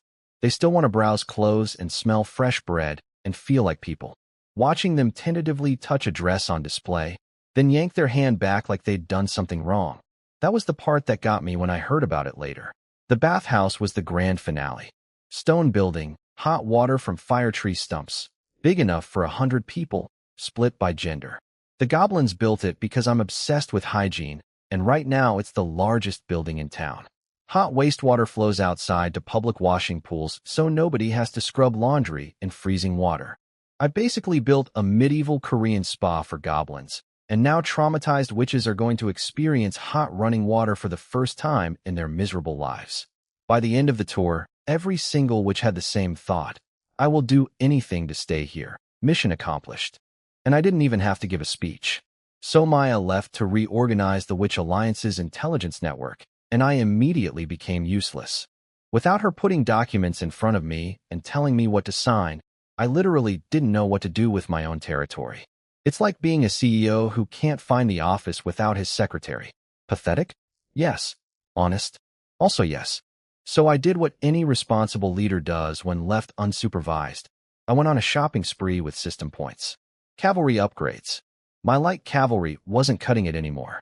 In the north, speed is everything. Bandits don't line up for honorable combat. They hit and run like mosquitoes with swords. So I restructured the entire mounted force. By the time I got back, I had a proper combined cavalry, 30 scouts for reconnaissance, 50 horse archers for pursuit, 50 lancers for charges, 20 heavy cuirassiers for when you absolutely need to smash through a formation, and 2 knights because why not? Total, 150 riders covering every possible combat scenario. The beauty of this setup? Scouts spot the enemy from miles away. Horse archers harass and chase. Lancers intercept and strike. Cuirassiers deliver the knockout punch. Unless the enemy outnumbers us 5-1, we handle it. And this is specifically for the Maratown situation. Those fake bandits sitting on my doorstep, if they get any ideas about expanding toward me, this cavalry erases them. Here's the thing people don't realize about attacking me. The math doesn't work. To threaten my territory, you'd need 3,000 to 5,000 soldiers minimum. But fielding that many troops this far north requires 3 to 5 times that number in supply personnel. The distance is enormous. You'd have to cross borders, and oh yeah, it's illegal without imperial authorization. The emperor himself would have to issue the order, and he won't, because targeting a legitimate northern noble undermines every northern noble's authority. That's how you start a region-wide panic. Even the imperial factions scheming to exploit the north wouldn't allow it because it destroys the system they're trying to exploit. Once Maya explained this political reality to me, my balls grew 3 sizes that day. Suddenly, I'm not just planning defense. I'm thinking about planting intelligence assets at the imperial border and clearing out threats around my territory. Who is this bold new Owen? I barely recognize myself. Of course, I can't actually do most of this yet because I don't have the people in place. Big dreams, small hands. Story of my life. Maya came home and immediately cornered me in my study, literally pinned me to my chair and made me listen to her full report while I recovered from earlier activities. The Witch Alliance, she explained, had been running on fumes. Zero structure, scattered assets producing almost nothing. Total waste of potential. She'd spent days personally visiting every Alliance business across multiple towns. Tiny shops, minor investments, small farm operations. Nothing impressive individually, but collectively? A ready-made spy network with coverage across the entire region. She compiled everything into a stack of parchment thick enough to use as a weapon and dropped it on my lap. Lots of potential. Many problems to solve. You decide what's next. Translation: I did all the hard work. Now rubber stamp my plan so I can execute it. Howard's been whipping the soldiers into shape too. The troops are sharper, more flexible, better at patrols and emergency response. That man's 20 years of grunt work is finally paying dividends. Just for me, instead of some ungrateful imperial commander. Sometimes the best hires are the most overlooked ones. Meanwhile, I'm sitting here realizing my territory has gone from tiny village trying not to die to regional power with cavalry divisions, witch alliances, intelligence networks, and teleporting fireplaces in what feels like 5 minutes. My ambitions are scaling faster than my ability to manage them, and the only thing keeping it all together is Maya and a prayer. At least I'm self-aware about it. That counts for something, right? Maya's plan was elegant. Send Howard to the border town to buy Emil's farm under his own name, erasing all traces of the Witch Alliance. Then use his identity to consolidate all those scattered little shops and investments into a proper business network. The gang connections? Just disposable outer layer muscle for dirty work nobody wants traced back to us. Howard didn't even blink. The man went from struggling knight with no future to secret intelligence operative, faster than you can say, career change. He didn't question it, didn't hesitate. In his mind, he serves me, not the emperor, not the empire. The emperor's vassal's vassal is not the emperor's vassal. That's feudal loyalty 101, and Howard gets it perfectly. Suited up, mounted on a fine horse, and escorted by swordsmen, Howard flew straight to Emil's farm and got to work. One less thing on my plate. Now here's where I had a personal revelation. I used to be terrified of Maya getting too powerful. Classic insecure boyfriend syndrome. Imagine a minimum wage security guard whose girlfriend is a corporate executive. You'd be paranoid too. But somewhere along the way, I finally figured out my actual role. I'm the guy with the cheat codes. Nobody else can do what I do. Not Maya, not Dale, not even Dale's ancestral. Pestle. I am irreplaceable. Once you know your value, paranoia evaporates. So now I dump everything on Maya with zero guilt and go do what only I can do. Break the rules of this world with system hacks. I gathered the witches in Greenwood Town. These women had been living here for a while now. Clean clothes, their own homes, hot baths, actual dignity. They were transformed. Still ugly, sure, but standing taller, making eye contact, functioning like people instead of terrified animals. I can change your fate, I told them. Your choice. They looked at each other, and then, without anyone asking, they swore the witch's oath. All of them, simultaneously. The witch's oath is basically a self-imposed curse using your own magic. Completely unbreakable, can't be undone by the caster. No witch takes this lightly because it's literally weaponizing your own soul against yourself. But these women had nothing else to offer. No beauty, no power, no skills. Their oath was the only currency they had, and they were terrified I wouldn't even accept that. That level of desperate loyalty? You can't buy it. You can't manufacture it. You can only earn it by being the first person in someone's entire miserable life to treat them like a human being. I took the oldest witch to my underground lab and put her in the synthesis furnace, which I've been using as a magical MRI machine. Between Emil's witch knowledge and my own research, I finally understand the witch problem. It's basically magical puberty gone wrong. When witches hit adolescence, magic generates inside them automatically, same as sorcerers. But sorcerers can release magic instinctively, like a pressure valve. Witches can't. Their magic is internal, needs tools and training to release. Without guidance, the pressure just builds and builds and builds. The trapped magic warps their emotions. Bad emotions corrupt the magic. Corrupted magic twists their bodies. Twisted bodies cause more bad emotions. It's the worst feedback loop imaginable, and by the time their bodies finish developing, the damage is permanent. Even trained witches aren't immune. One bad emotional spike during puberty, and something gets permanently bent. Look at Emil. No missing limbs, no twisted bones, but she's 8 feet tall with proportions that violate several laws of physics. That's not normal growth. That's magical mutation with a very specific aesthetic preference. Witches have invented potions and spells to fix some of this, but most are temporary. The few permanent solutions cost more than any normal witch can afford, which is where I come in, because I don't play by normal rules. I have a synthesis furnace, spirit conversion techniques, system upgrades, and absolutely zero respect for what's supposed to be impossible. These women swore their souls to me for a warm bed and a bath. I'm about to give them something worth a lot more than that. My synthesis furnace is basically a magical 3D printer for people. Want bigger? Done. Perkier? Easy. Tighter? No problem. I could sculpt a pair of 2s into a pair of 3s, and if someone has special requests, I can even add a joker to the deck. 20 years of internet browsing gave me an imagination so extensive that if my search history ever leaked, I'd cringe so hard I'd transcend dimensions. But I'm not building a harem of 3,000 beauties. I already feel like a tube of toothpaste that's been squeezed dry but still gets rolled up every night. Adding more women to my life would be like giving a drowning man a swimming pool membership. So this project has a real purpose. I surveyed all 20 witches and sorted them by preference. 5 of the oldest ones chose to become teaching assistants at the witch school. They'd been helping Emil train the young ones for years, so it made sense. For them, I kept it simple. Bloodline potion plus synthesis furnace equals full body reconstruction. Basically dissolve the person, then reassemble them like magical 3D printing. The first witch went in, buck-toothed, chicken claw hands, hunchback, the works. She drank the lesser bloodline potion Dale brewed, stepped into the furnace, and came out as a genuinely attractive mature woman. Smooth skin, straight spine, normal hands. She looked at herself, touched her face, ran her fingers down arms that were actually symmetrical, and collapsed on the floor crying.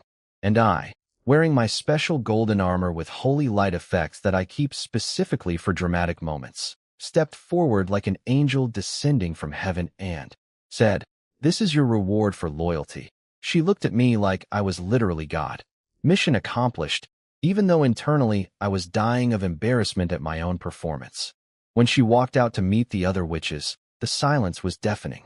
Then every single witch dropped to their knees simultaneously. No hesitation. No holdouts. They would rather die beautiful than live ugly. Even as a ghost, looking good matters. I can't argue with that logic. But the teaching assistants were just the warm-up. My real plan. Which Witcher hybrids? Yes, from The Witcher, Geralt's game. I'd been eyeing the Witcher mutations for a while. The legendary trial of the grasses that turns humans into monster-slaying super soldiers with inhuman reflexes and stamina. The same stamina that lets Geralt satisfy sorceresses who could level buildings with a sneeze. I respect that power. Previously, I rejected the Witcher path for myself because it causes sterility and genetic corruption. But for witches? Perfect. They already have non-human blood. That's literally why they're witches. And here's my genius insight. The uglier the witch, the stronger her bloodline. Because stronger magic means more body distortion during puberty, which means more ugliness. So my absolute ugliest witches are actually my strongest candidates. Full Witcher templates from the system cost a fortune. They include bloodline, stats, skills, experience, the whole package. But I don't need the full thing. I just need the trial of the grasses and the mutagen potion recipes. Strip away the pre-built stats, and the cost drops dramatically. The catch? Without sufficient baseline potential, the trial kills you. It's basically a pass-or-die exam with no makeup test. In the game, most candidates die during the process, but I'm betting that witch bloodlines provide enough raw material to survive the mutation. Combine a witch's innate magic with a witcher's physical enhancements, and you get something that doesn't exist in any world: a spell-slinging melee fighter. A budget Gandalf. A magical special forces operative who can curse you from 50 meters and cave your skull in up close. The plan is insane. The risks are real. But those women literally swore soul-binding oaths and offered me everything they have. Time to give them something worth dying for. Or, ideally, worth living for. The first Witch-Witcher hybrid, which I'm calling a Witch Hunter, or Witch Hunter, was a complete success. She survived the trial of the grasses like it was a spa day. My theory was right. Ugly witches have the strongest bloodlines, and strong bloodlines survive mutations that would kill normal humans. Science. Now, equipping my new creation was the fun part. I designed the standard uniform. Black leather bodysuit, sweat-wicking, breathable. And this is a critical engineering feature, fart-proof. No embarrassing balloon moments during stealth operations. The suit hugs every curve of their newly rebuilt bodies like it was painted on. Purely for aerodynamic purposes, obviously. Each witch hunter carries silver and steel swords on their back, a belt full of combat potions, and assorted gadgets. I considered making high heels standard issue, but ultimately filed them under formal wear only, because as much as I appreciate the aesthetic, you can't do tactical combat roles in stilettos. This is reality, not a video game character select screen. Then came the sparring test, Witch Hunter versus Teutonic Knight. And honestly, I was impressed. She couldn't match the knight's raw power. The guy's a walking tank in heavy armor, but she danced around him like a cat fighting a refrigerator. Fast, flexible, exploiting every gap. When melee didn't work, she switched to potion warfare. Enhancement potions for herself, paralysis, smoke bombs at the knight. His movements started slowing down. She hadn't even used the explosive fire potions yet. Neither fighter went all out. The knight didn't use battle aura. The witch hunter skipped the nuclear options, but the potential was clear. With more training and magic signs and potion combos, a witch hunter could give even a Teutonic Knight serious trouble. Best part? The cost. One surplus ugly witch, one potion Dale can brew in her sleep, and a tiny amount of system points for the trial template. Dirt cheap for an elite tier fighter. If I had more adult witches, I'd mass produce these, but the young ones have too much potential to waste on this path. So my witch hunter squad stays small and exclusive. Their weakness? They're too nice. Former dairy farmers don't have killer instinct. So I assign my ninjas as combat instructors. Let the shadow assassins teach these ladies how to actually end someone. Potions and swordplay are great, but knowing where to stick the knife? That's what separates soldiers from killers. I was so deep in my witch hunter project that I completely missed what was happening at Mara Town. Those bandits who took over, they're not random thugs. 3 young men from imperial noble families who got screwed over by the system, banded together, recruited a few hundred nomad bandits with promises of a winter shelter, and seized the town without a single casualty. Smart guys, actually. Their leader Barty seems calm and calculated, the type who polishes his sword by the fire while bad news rolls in. His deputy Harvey is the logistics guy, and right now logistics are screaming. 300 riders plus horses eating through supplies like locusts. They already slaughtered all the weak livestock when winter started, and what's left are breeding animals the nomads won't give up without a fight. Half a month of food remaining. After that, the alliance fractures. These nomad bandits are loyal exactly as long as the food lasts. One missed meal, and they'll turn on their leaders faster than you can say. Mutiny. 3 ambitious nobles sitting on a starving army, staring at the map, running out of options. And guess whose well-supplied territory is the closest thing on that map? Mine. I really should pay more attention to my neighbors.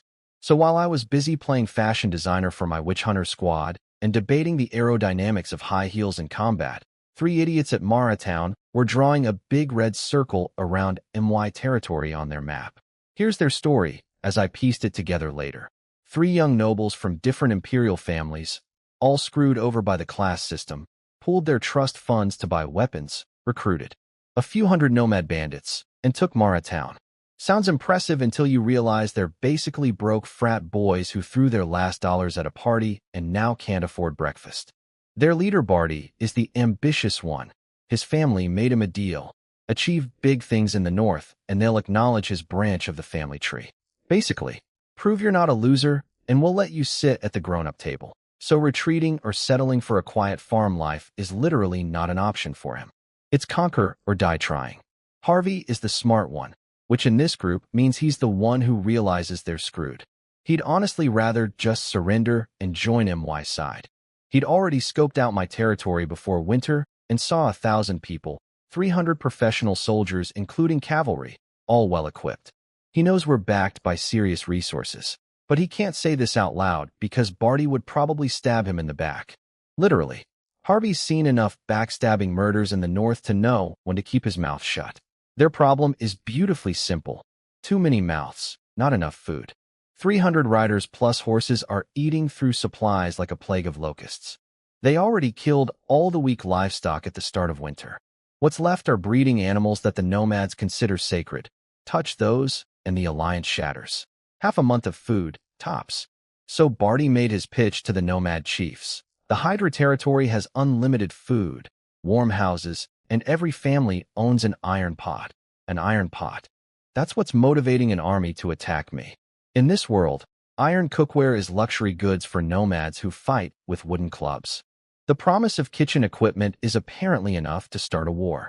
I'd laugh if it wasn't my kitchen equipment they were coming for.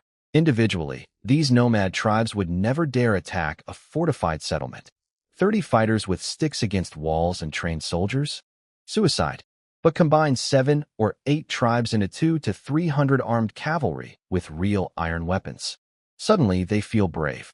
Mob mentality plus desperation plus greed equals, let's raid the guy with the nice stuff. They're coming in 3 days.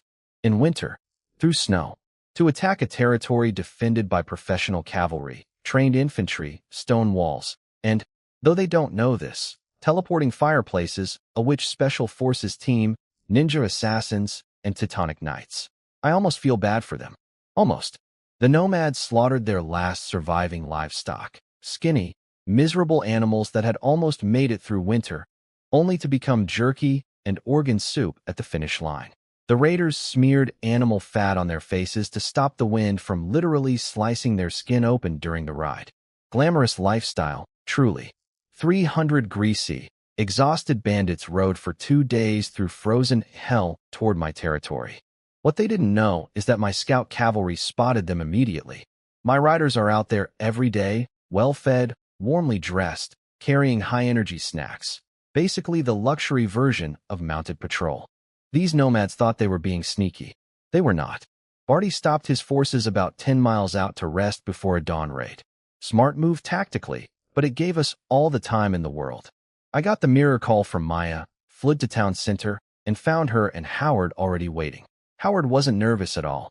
300 bandits planning a night raid? With our forces, it's just a question of how fast we win. The man was more worried about showing off his skills than the actual battle. I like that energy. I handed him full command. Why? Because I've read The Art of War, cover to cover, and still couldn't organize a pillow fight. Knowing strategy and executing it are completely different skills. A coal mine owner doesn't need to dig coal. An arms dealer doesn't need to be Rambo. I just need people who can, and Howard definitely can. Try to capture them alive, I added as he left. Free labor is free labor. Our soldiers assembled in terrifying silence, dragged from sleep, fully armored and lined up without a single complaint or confused look. Howard was genuinely shaken by their discipline. Who trained these people, he muttered. He's a professional soldier and admitted he couldn't produce results like this. That's the system conversion magic, baby. Absolute obedience baked into their DNA. Howard left his son Hogg to command the infantry defense, took all the cavalry, and rode out. And I quietly followed with Shar. Not to fight, just to watch. Like going to a live concert instead of streaming it. Same event, better atmosphere. What none of us expected was the opening act. We arrived to find 300 bandits already getting demolished, not by us, but by Bella, the demon centaur. 5-legged Bella. Yes, 5 legs. That mysterious woman's comment about the stallion? Now I understood, and I wished I didn't. She was 3 meters tall, horse body like an elephant, hooves thick as barrels, every step sounding like thunder. Her upper body was pure corded muscle, arms thicker than most men's waists, and her chest muscles bulged like twin volcanic peaks radiating raw destructive power. She carried 2 crude maces and was steamrolling through the bandit army like a bowling ball through toothpicks. Anyone she hit directly didn't even look human afterward, just red paste on the snow. Barty's sword was bent into a pretzel. His silent partner Scarface was on the ground spitting blood with caved-in ribs. Only Harvey was unharmed because, credit where it's due, smart people don't run toward 3-meter murder centaurs. Retreat, Barty screamed, bleeding pride and actual blood. But retreat to where? Because Howard had just arrived with my entire cavalry force, and he did not care about the demon centaur situation. He saw fleeing enemies, and his eyes lit up like a kid on Christmas morning. The bandits were trapped between a 5-legged nightmare behind them and 150 professional cavalry in front of them. I watched from a safe distance, munching on dried fruit, thoroughly entertained. Best live show I've attended since arriving in this world. My jaw was hanging open so wide the winter wind was using my mouth as a highway. 5 legs. 5. I couldn't stop staring. I had my magic mirror zoomed in, recording everything, rewinding and replaying like a man possessed. It was like watching a My Little Pony doujin come to life, except terrifying and somehow more anatomically confusing. This footage is going in the vault. For research. But I forced myself to focus on the real show, Howard's battlefield command. I always thought cavalry charges were simple. Point horses at enemy, go fast, win. Wrong. Watching Howard work was like watching a chess grandmaster play speed chess while riding a horse. He put the heavy cuirassiers at the front with 2 knights as the spearhead. Their only job was to smash into the biggest group of bandits and scatter them like bowling pins.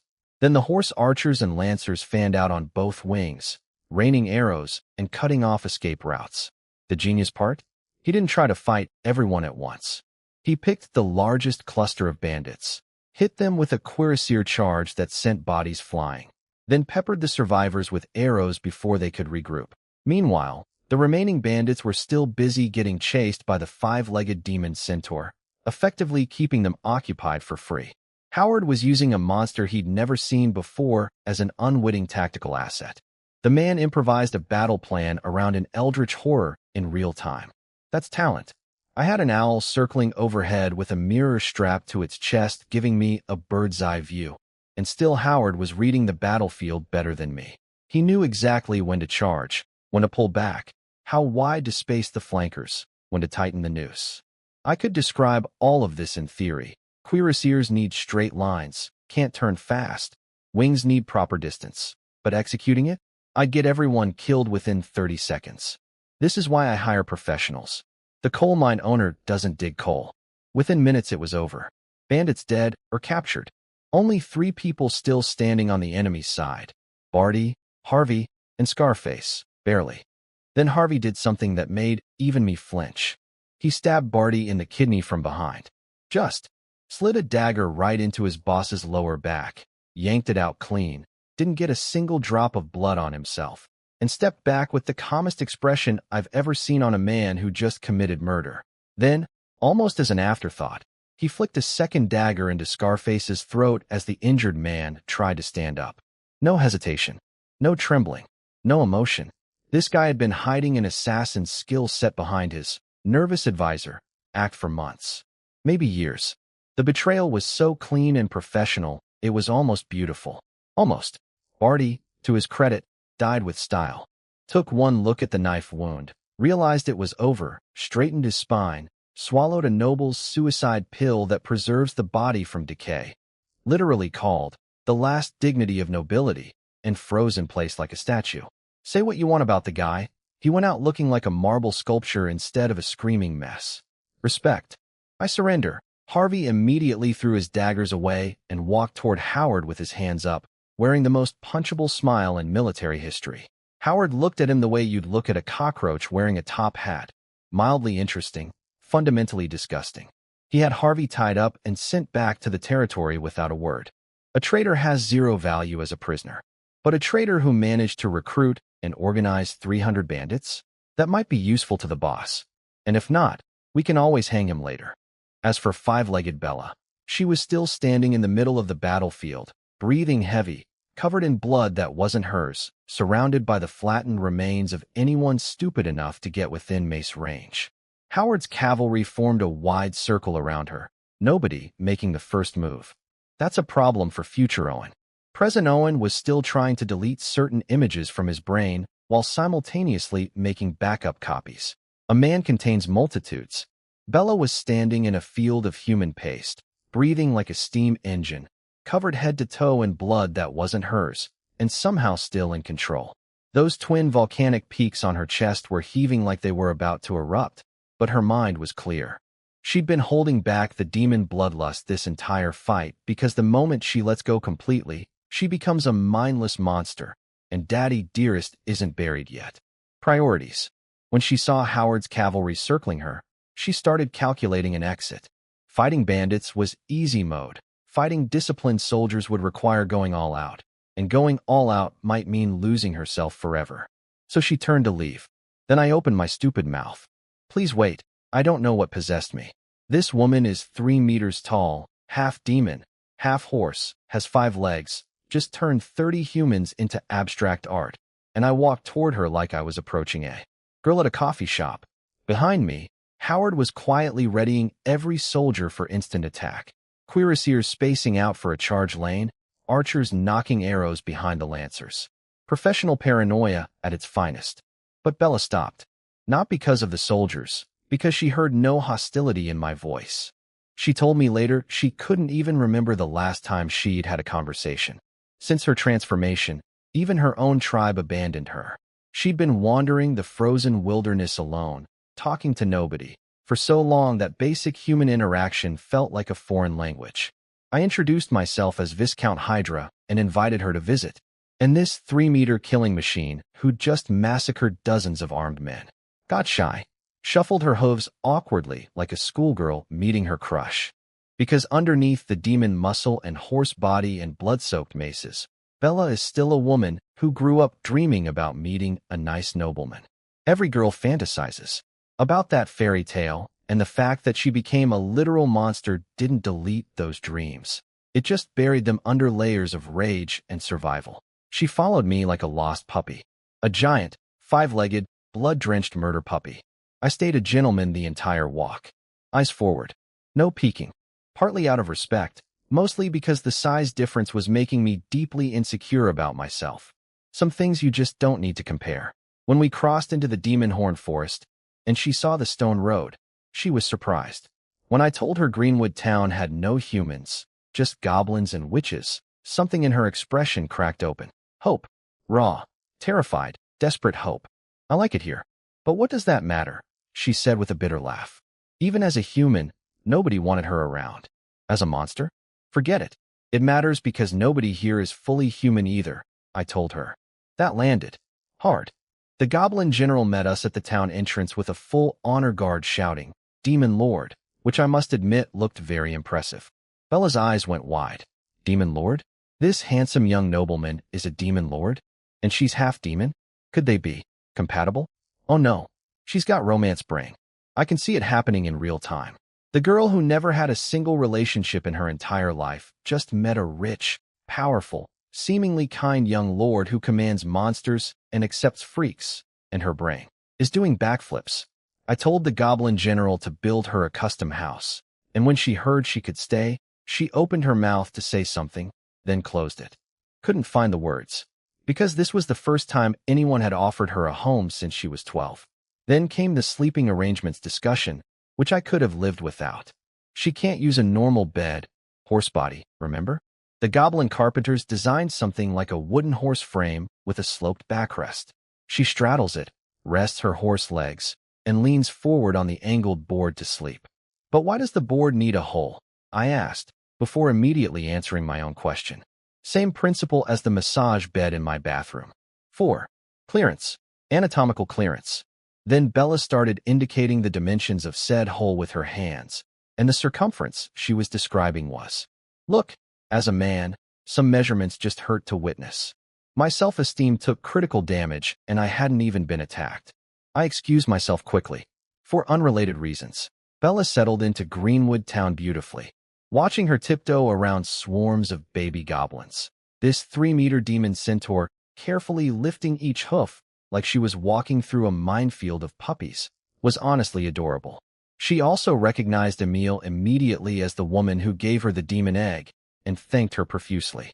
Emile just shrugged. You paid the price, didn't you? Cold but fair. Emile glanced at me with those knowing female eyes and instantly deduced I had intentions regarding Bella.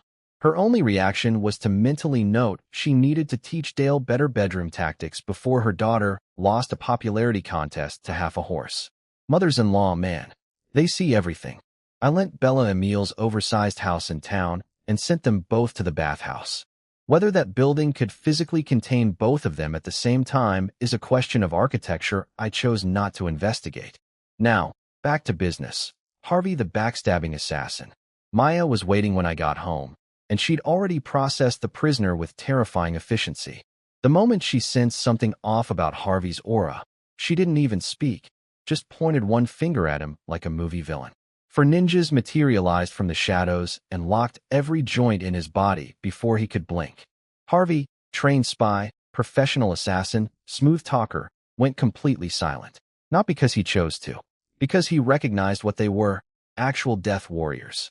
Not just people who aren't afraid to die, elite killers with zero self-preservation instinct and master-level assassination skills. Any one of them could probably take him, for had him pinned. And he could feel more watching from the darkness. The man who'd casually murdered his own boss an hour ago was now sweating through his clothes. Beautiful. Then they took him to my dungeon. And this is where I need to explain something about my interior decorating choices. See, sometimes when I'm bored in my underground lab, I wander up to the dungeon to redecorate. It started as mood setting. You know, making the place look properly scary. Iron cages, murky water cells, special containment units for different prisoner types. Professional stuff. But then I got creative. And some of my additions are, shall we say, not standard penal equipment. There's a wooden horse. There's a wooden donkey. They're being oiled. And before you ask, no, I don't remember exactly what thought process led to installing these. Sometimes a man's brain just goes places at 3 a.m. Harvey saw all of this and his legs went soft and his pants went damp. He's not a rookie. He figured out exactly what these devices do. The mental image of himself on them pushed him to the edge of total psychological collapse. But just as he was about to crack, he remembered that his secret organization also does horrible things to traitors. So now he was stuck calculating, which torture is worse? The one he knows about, or the creative nightmare room he's currently in? Then the door opened and he perked up, ready to deploy his frightened prisoner willing to cooperate, acting face. In walked 15 witch hunters. Skin-tight black leather. Curves that could stop traffic. Carrying glass jars. Jars filled with ghoul brain matter. Water ghost tongues. Banshee bone ash. Spider venom sacs. Toad backwarts. Rat saliva. Bad droppings. Let's inventory the materials, the lead witch hunter announced casually. We don't want to realize we forgot something halfway through. Harvey's soul left his body. Not because of the ingredients. Because he realized these gorgeous women in combat leather were all witches. And he was their practice dummy. There is nothing more terrifying in this world than falling into the hands of witches. They can't throw fireballs, sure. But their potions and curses? He'd once witnessed a scorned witch turn her cheating boyfriend into the most popular prostitute in a tavern, and turned his new girlfriend into a pet rat that had to watch. When the curse was lifted, the look on that man's face, and the faces of every male customer in the bar who suddenly realized what they'd been doing, haunted Harvey's nightmares for months. He'd sworn never to mess with witches after that, and now he was strapped to a metal spine crawler, surrounded by a dozen of them comparing ingredients for experimental potions, in a dungeon decorated with devices he didn't want to think about. I almost felt sorry for him. Almost. But the guy did stab his boss in the kidney and throw a knife into a wounded man's throat without changing expression. So, karma's a witch. Literally, in this case. 15 of them. The witch hunters handed Maya a stack of papers thick enough to kill a man. Harvey's complete confession, extracted through methods I am choosing not to think about too carefully. Don't break him permanently, Maya told the lead witch hunter. The master might still need him. Of course. We'll return him in his original condition, she smiled sweetly. The implication that he was not currently in his original condition hung in the air like a bad smell. Maya wisely chose not to follow up. The confession was incredibly detailed. Harvey spilled everything from childhood memories to classified intelligence. Things he'd probably forgotten himself came flooding back under external motivation. Turns out he belongs to an organization called the Black Hand, an ancient imperial shadow network that started as the Emperor's secret police, went freelance during a succession crisis, and grew into a massive underworld empire spanning half the continent. The Black Hand has two divisions. The left hand handles intelligence, smuggling, and auctions. The right hand handles combat, assassination, and mercenary work. Harvey was an elite operative under Littlefinger, a left-hand division leader, sent to the north as a forward scout for their intelligence expansion. Maya recommended we cooperate with them instead of fighting. My first reaction, are you crazy? Inviting a spy organization into my territory, but her logic was airtight. The Black Hand is coming to the north regardless. Killing Harvey just puts a target on our backs. As partners, we're the client, which means we hold leverage. Plus, the Black Hand has a business rule. Never sell out local partners. It's bad for repeat business. Not an absolute rule, but reliable enough when you're strong enough to make betrayal expensive. But why would they partner with US? I asked. We're not exactly the biggest fish. Maya gave me a look. Master, you're undervaluing your ninjas. Fair point. Every noble keeps assassins, but mine are professional death warriors with breathing techniques, combat potions, and magical equipment. Even I don't fully know what they're capable of because they've never had a real mission. Having elite assassins is apparently the equivalent of pulling up to a business meeting in a Lamborghini. Instant credibility. So I decided to beef up the ninja squad. When we sit down with the Black Hand, I need enough muscle that they think, valuable partner, instead of easy target. Peace through superior stabbing capability. Now about Harvey's experience in my dungeon. When he stumbled out, the man was a shell. He saw me and burst into tears. Genuine, snot dripping, please hold me tears. He wanted to slide on his knees across the floor and hug my legs. This is a trained spy who murdered his own boss without blinking 6 hours ago. The witch hunters broke him in one session. What did they do? Well, based on what I pieced together, they turned him into various small animals. Multiple times. Then performed surgical experiments on him in animal form. Then restored him. Then did it again. Then started testing cross-species bloodline breeding modifications on him. Then, and this is the part that finally shattered his will, they pulled out that book, the Monster Girl Breeding Manual, the one I found in the ruins, and they started discussing it, with him as the test subject. Harvey, a hardened intelligence operative who had trained for years to resist interrogation, torture, and psychological warfare, drew his absolute final line at being used as raw material for a monster girl breeding program. He would rather kneel and die on the spot than let those women continue their research. The beautiful irony? The witch hunters weren't even trying to interrogate him. They were genuinely just practicing their craft, and he happened to be the available specimen. The intelligence extraction was basically a side effect of their enthusiasm. I released Harvey as our liaison to the Black Hand. But first, one last errand. He'd guide Howard to take Mara Town. With most of their fighting men either dead or captured by us, the remaining nomad tribes had no choice but to surrender. A tribe can survive without a chief, but not without men. Their women, children, and elderly would be absorbed or perish in the wilderness alone. Surrender was the only math that worked. Mara Town itself was too strategically important to abandon. The question was who to put in charge. Another item on my ever-growing to-do list, right between Expand Ninja Program and Never Read That Breeding Manual Again. Just kidding. I'm definitely reading it again. For research, Howard blitzed Mara Town so fast that Corrin's migration convoy was still halfway there when it was already over. Harvey walked through the gate carrying his former boss's heads like grocery bags, announced that most of the fighting men were already our prisoners, and everyone collectively decided that surrendering was the smart play. The whole conquest took less time than my morning bath. The nomad tribes didn't fight because they literally couldn't. Their men were either dead or in my custody.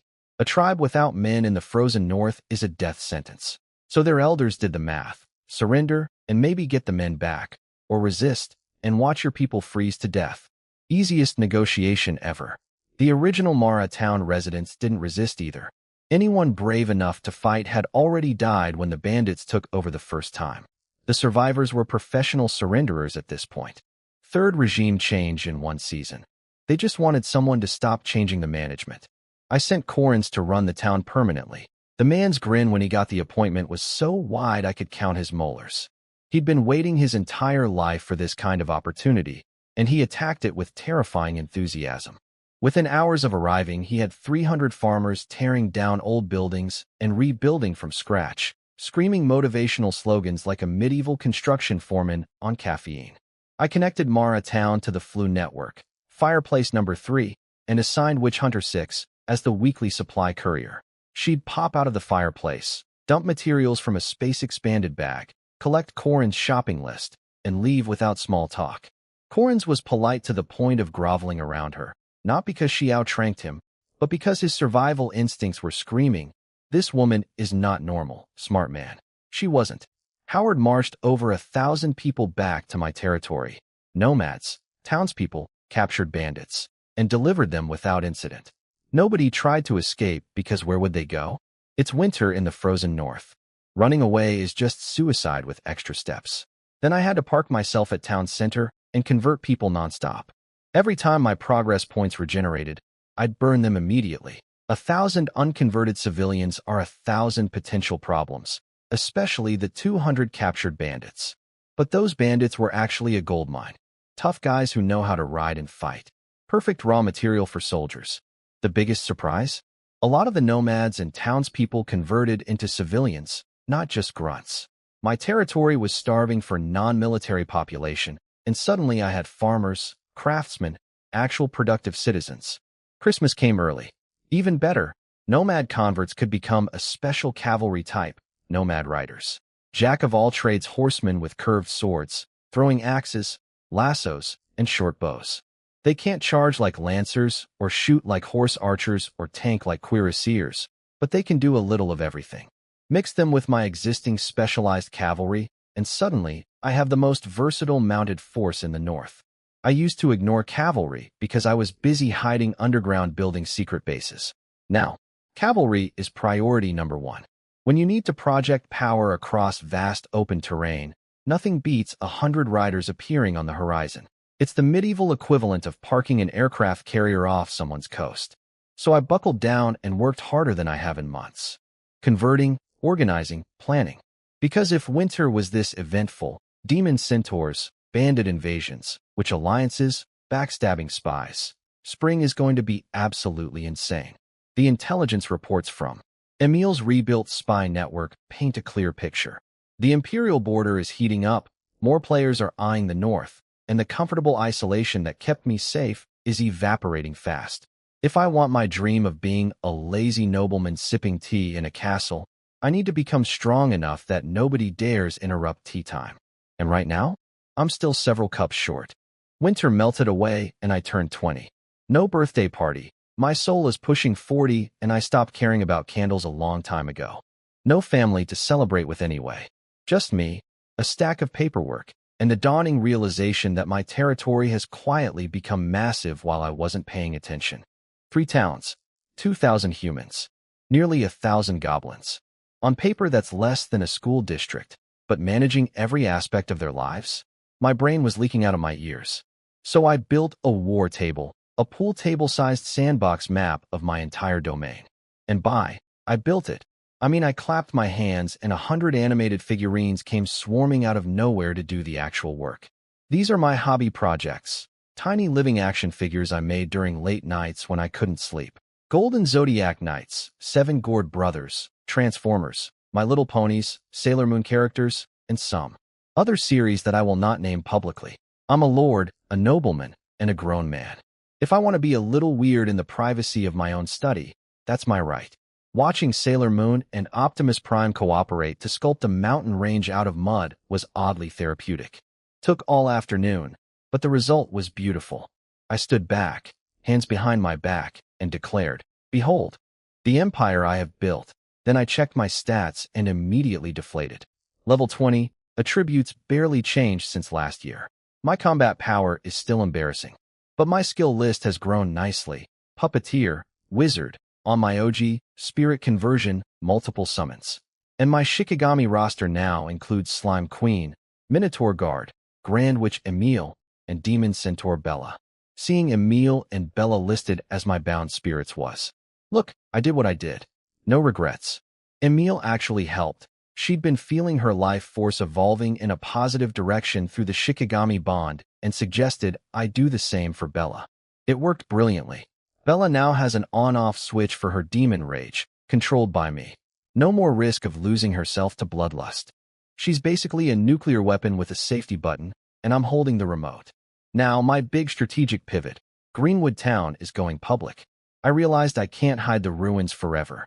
Adventurers are coming regardless. Nosy, greedy, unkillable cockroaches who'll dig through anything if they smell treasure. Fighting them is pointless. So instead, I'm opening a theme park. I read somewhere about a gold rush town where prospectors got rich, blew their money on booze and women, and went broke, while the guys selling the booze retired wealthy. That's my business model. Let adventurers explore the ruins, risk their lives, find whatever they find. I don't care. My system gives me everything I need with enough time. Why compete with treasure hunters when I can be their landlord? So I'm turning Greenwood Town into an adventurer hub. And the centerpiece? The Great Tree Hollow Tavern. Remember my old tree house in town center? I fed that ancient tree super fertilizer from my farm system and magical sunlight water from the Plants vs. Zombies universe. The thing grew like it was on steroids. Massive, towering, alive. Then Emil, stale, and the witches used transformation magic to sculpt the interior into a multi-story tree building. It's part tavern, part hotel, part landmark, and 100% the coolest bar in the entire north. Adventurers come for the ruins, spend their money at my tavern, buy supplies from my shops, hire goblin guides, and leave poorer while I sit upstairs counting coins. Every gold piece they earn down in the ruins eventually flows back up to me through beer and bed charges. I don't need to be the hero. I just need to own the inn where heroes sleep. The Tree Hollow Tavern turned out amazing. Underground level uses the massive root system as natural pillars, with glowing lantern grass for lighting, dozens of round tables, private booths, and a proper bar.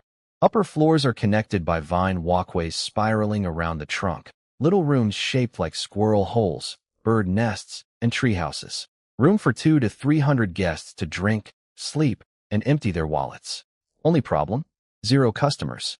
The goblin bartender was polishing glasses out of boredom, the slime maid was blowing bubbles while mopping, and the demon horn goblin bouncer was literally napping. Grand opening with nobody to open to. The witch school was the opposite, buzzing with life. 65 baby witches and 18 mini sorceresses, all studying hard. Emile was teaching. The 5 reforged assistant witches were running everything else. Cook, librarian, janitor, dorm mother, gatekeeper. Without them, the whole operation collapses. I peeked through the classroom window like a proud school principal, watched the lesson, nodded approvingly, and told the kitchen to add an extra meal today. Good vibes all around. The security setup around the school is insane though. Muggle-repelling charms, cursed perimeters, plants versus zombies guard plants, goblin trap networks, and witch hunters on patrol. 9 lives wouldn't be enough to break in.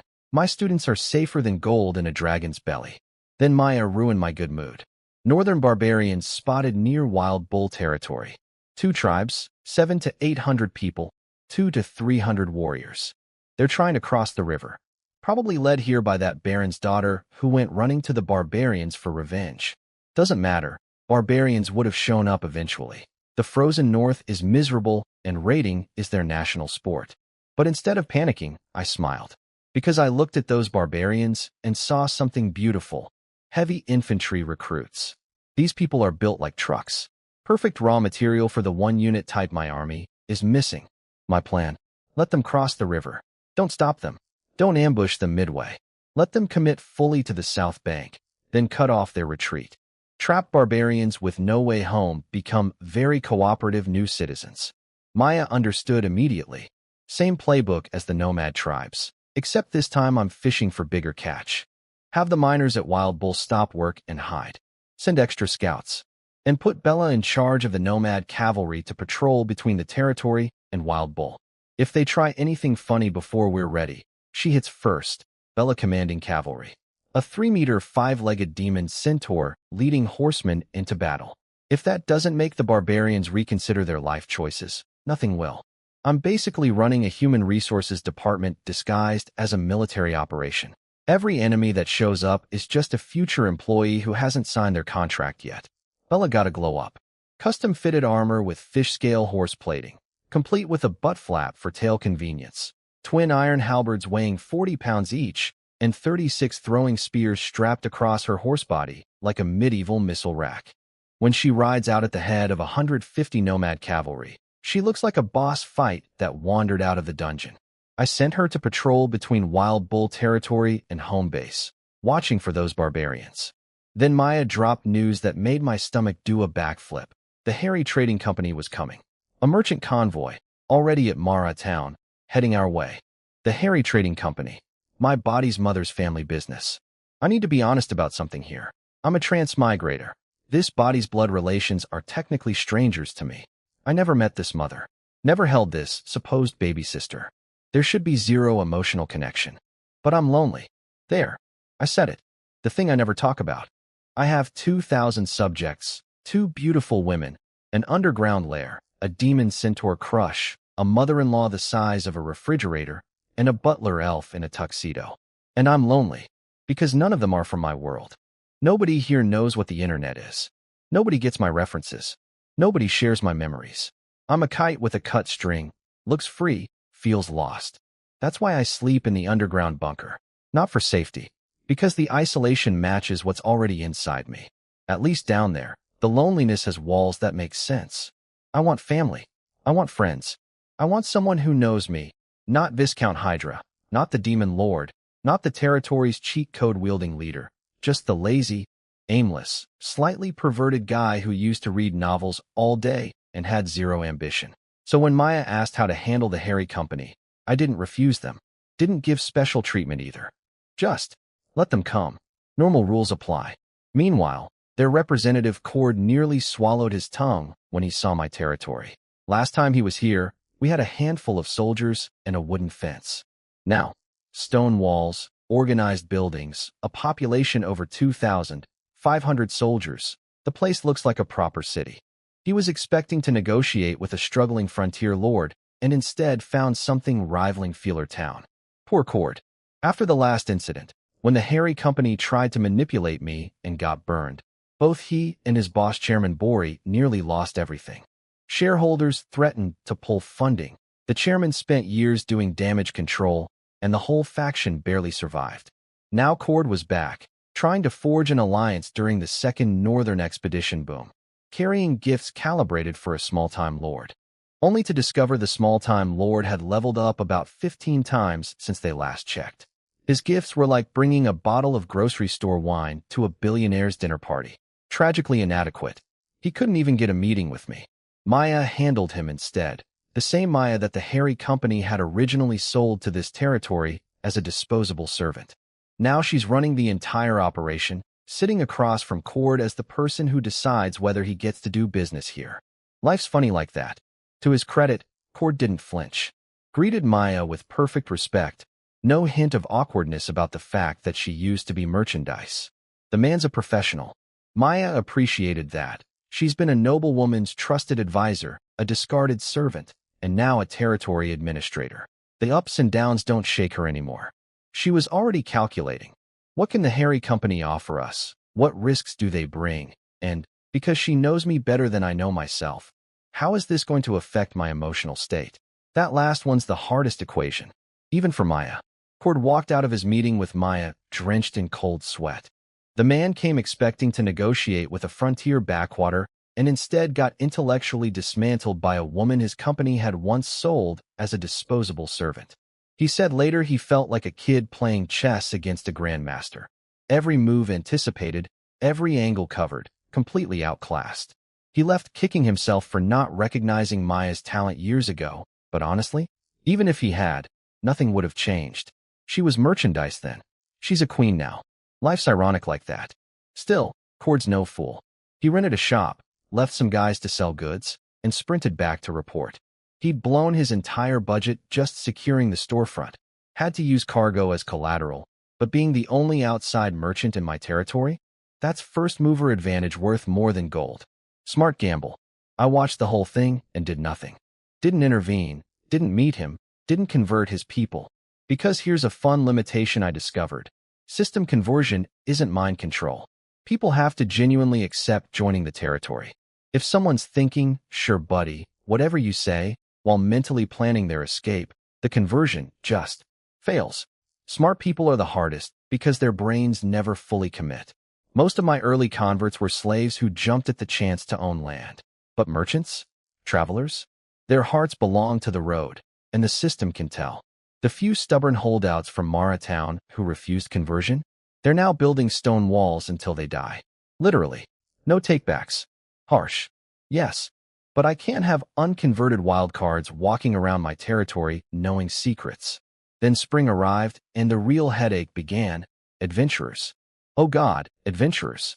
I renamed the territory's main settlement Akita Town, Autumn Field, because the surrounding farmland turns golden at harvest time, looking nothing like the barren north everyone expects.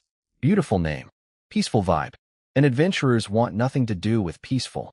They blew through town, noted the soldiers, shrugged at the shops, and immediately fixated on the Demon Horn Forest because it's the only place within 100 miles that looks like it might contain treasure, danger, or both. Exactly as planned.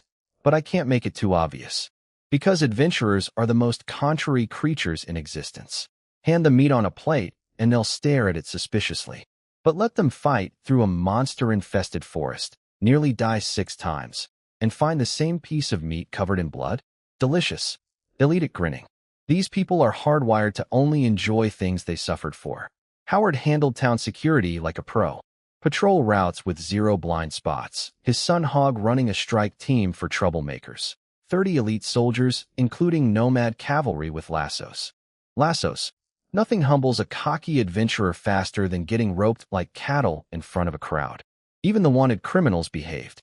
A few notorious imperial fugitives had drifted north thinking this was lawless frontier territory. One look at my army, and they collectively decided to play model citizens.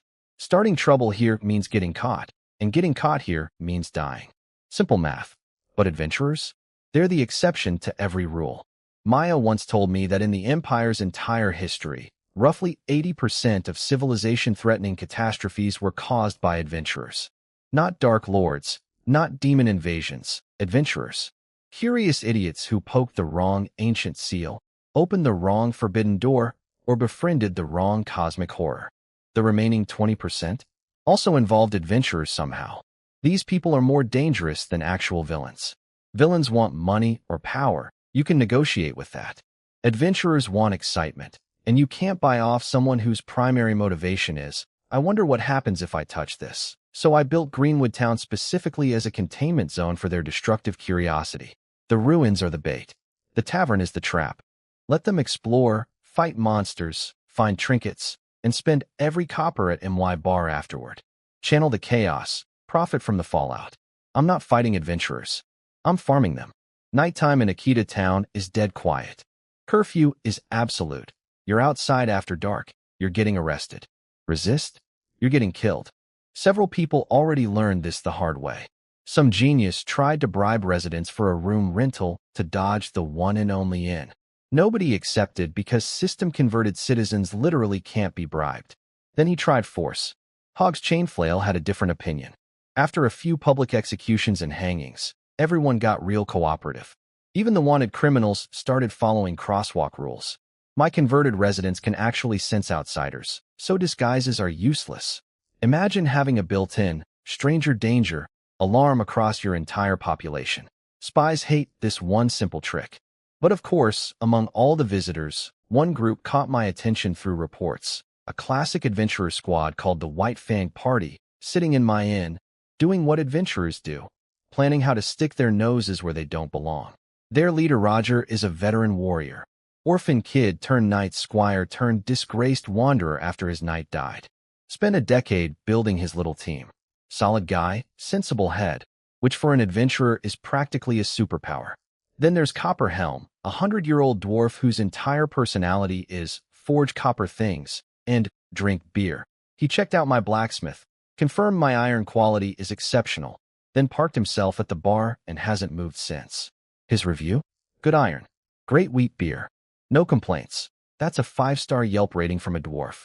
Gray Cat is their scout, tiny assassin girl, face masked, legs out, deadly efficient. She'd already found the wooden fort at the forest entrance and noted the patrol patterns. The fact that she got that close without my soldiers catching her means she's legitimately skilled. And finally Oak, the half-elf ranger who looks absolutely nothing like an elf. This man is built like a lumberjack who ate another lumberjack. His only elven feature is slightly pointed ears that look like someone took scissors to them. But his eyes are pure elf. He spotted the stone road leading into the forest from distance. No healer, no mage, no support, just 4 fighters. And that's apparently normal, because healers are too valuable to risk adventuring. Mages are antisocial nerds with their own entourages, and witches die too easily in the field. The legendary warrior priest mage party composition exists mainly in bard songs. Reality is 4 sweaty people with swords arguing over who checks for traps. The moment Oak mentioned a stone road inside the forest, Roger's eyes lit up like slot machines hitting jackpot. Because nobody builds expensive stone infrastructure in a monster-filled forest unless something extremely valuable is at the other end. And adventurers are genetically incapable of ignoring that kind of mystery.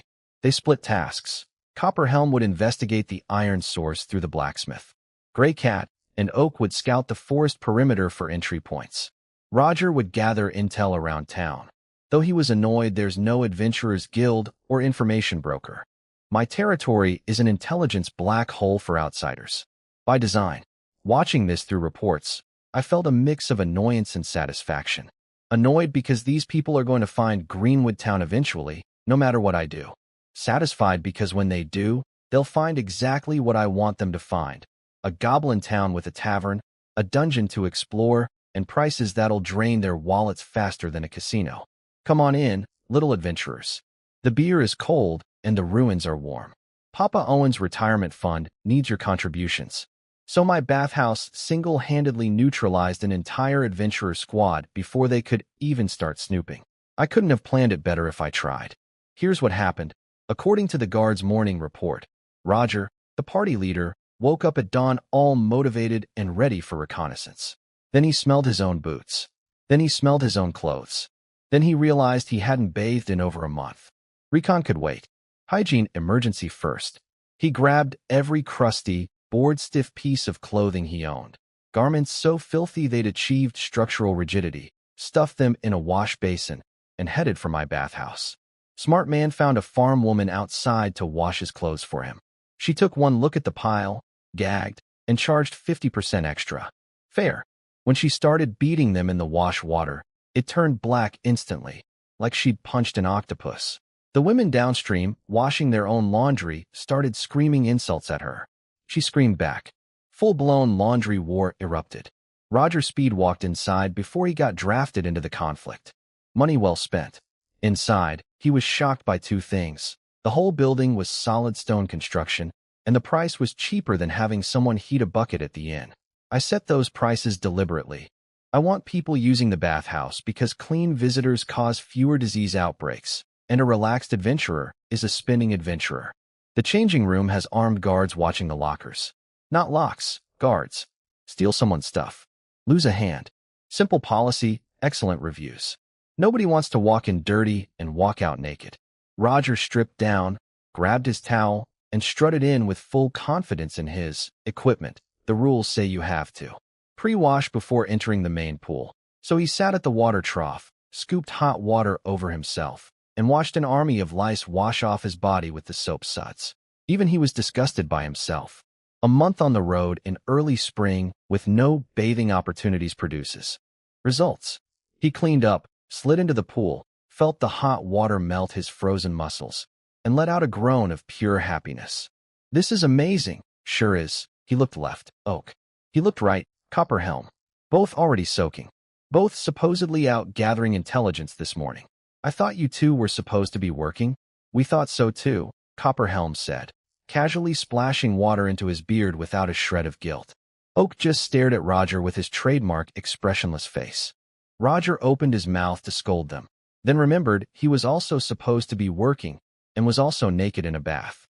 Let's finish washing first. Meanwhile, in the women's section, Gray Cat, the team's disciplined, deadly assassin, was flat on a massage table getting an oil rub down, had already booked a body hair treatment and a manicure, and had completely forgotten what day it was, let alone what mission she was supposed to be on. For professional adventurers. For people who've survived monster attacks, bandit ambushes, and imperial manhunts. All defeated by hot water and soap before breakfast. My bathhouse has a higher mission kill rate than most dungeons. So my slime-made spa service claimed 2 more victims. Roger and Oak saw slime-made massage on the menu and assumed it was some cute marketing name for a curvy masseuse. They walked in expecting a busty woman. They got an actual translucent slime creature with visible features. Their faces were priceless. Did they leave? Of course not. They're men.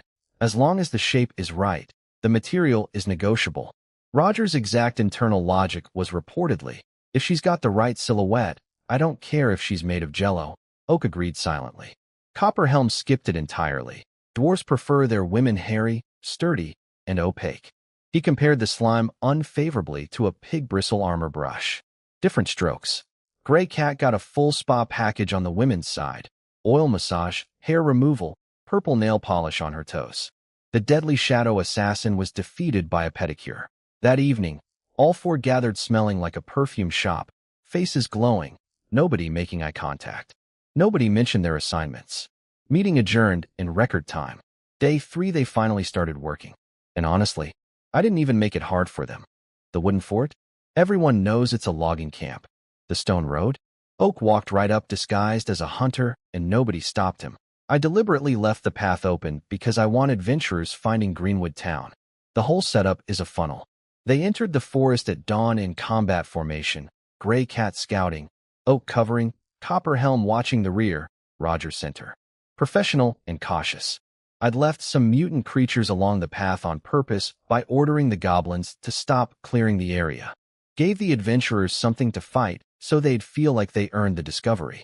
Remember, adventurers only value things they bled for. They handled the monsters easily, barely a warm-up for veterans like these. But it made them more curious, not less.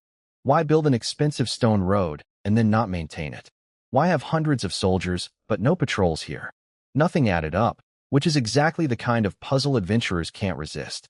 When they saw the road sign reading, Greenwood Town, Roger nearly fell over. A town? Inside a forest? Even half-elves don't build towns deep in forests. Oak confirmed this personally. The logistics alone would be insane.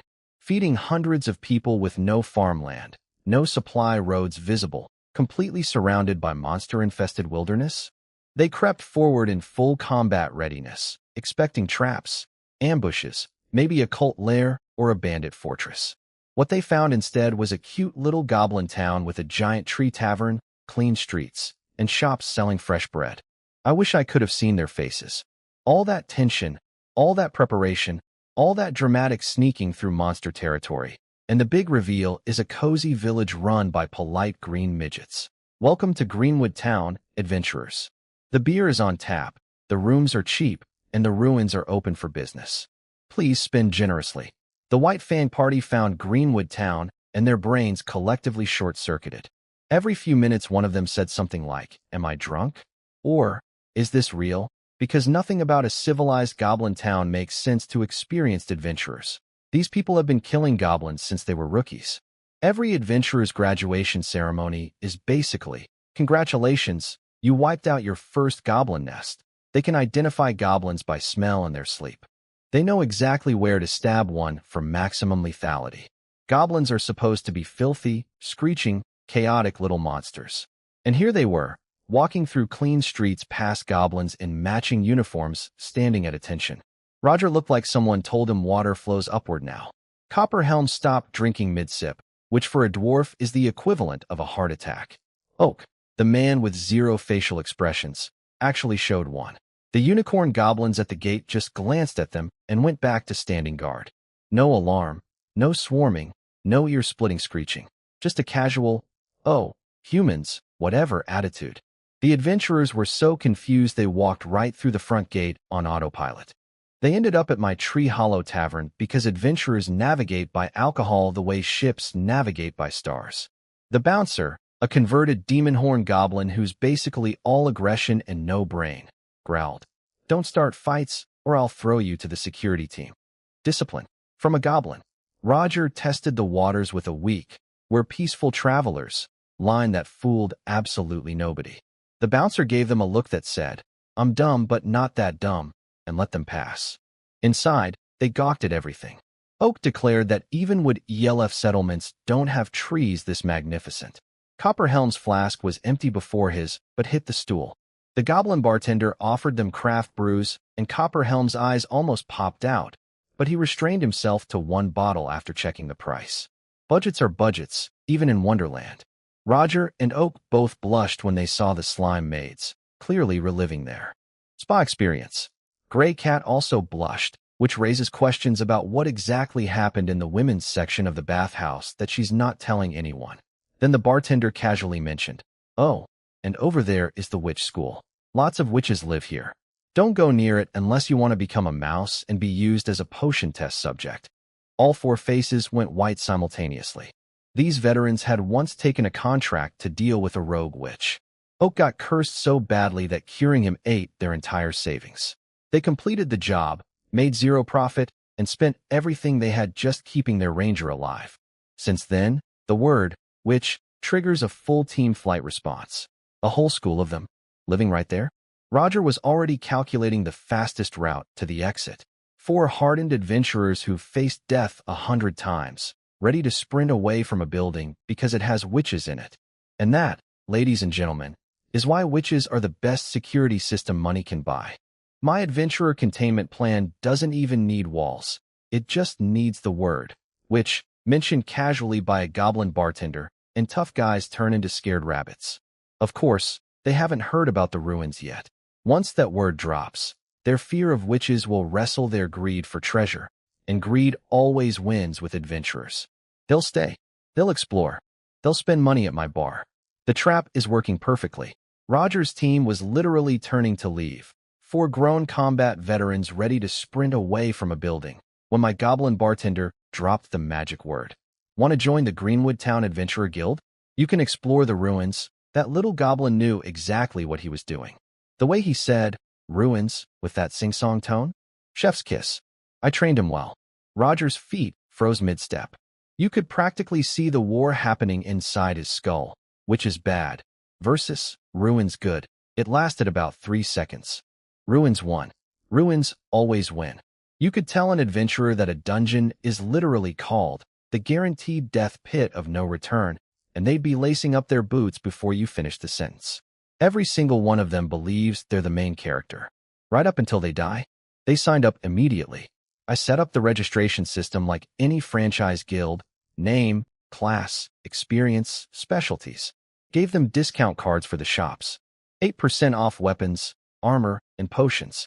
Classic membership perk that makes people spend more, not less. Then came phase 2 of the revenue extraction, paid intelligence reports.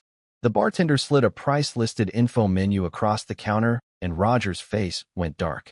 Of course, he muttered. Adventurer guilds are all the same. Highway robbery with a smile. But he bought the intel anyway because the alternative is walking into an unknown dungeon blind. And even adventurers aren't that stupid. Usually, reading the report scared them half to death. The ruins are massive, crawling with monsters. And the black glue beetles? When they read what those things do, Copper Helm, the tank, the dwarf who lets horses bounce off his chest, immediately chugged his beer for emotional support. They hit my 3-in-1 shop next. Weapons, armor, and supplies all connected in one long storefront. Steel weapons, every type of armor from cloth to full plate, custom fitting available. Ropes, lanterns, flint, water skins. One-stop shopping for people about to risk their lives. But the potions made them lose their minds. Copper Helm volunteered as test subject, sliced his own wrist with a knife, smeared on a healing potion called White Fresh, and watched the wound close in seconds. Everyone's jaw hit the floor. This quality of healing potion normally costs more than their entire life savings. Here, affordable. Limited to 1 bottle per person per month. Because I'm not an idiot, scarcity maintains value and prevents stockpiling. Roger tried to buy 20 bottles. Denied. He pouted, then admitted he was being greedy. Good boy. The whole system is working exactly as designed. Adventurers arrive, join the guild, buy intel, buy supplies, buy potions, explore the ruins, come back injured and excited, spend more money, tell their friends, bring more adventurers. It's a self-sustaining economic engine powered by human greed and poor survival instincts. They booked rooms in the Tree Hollow Tavern for the night, their first customers, and planned to hit the ruins at dawn. Copper Helm was practically vibrating with excitement. Weeks of marching on his stubby dwarf legs, and finally something to hit. Dwarves are built like refrigerators with arms, incredible strength, absurd durability. A horse at full gallop barely scratches them. But walking? Keeping up with taller races on a road march is their personal hell.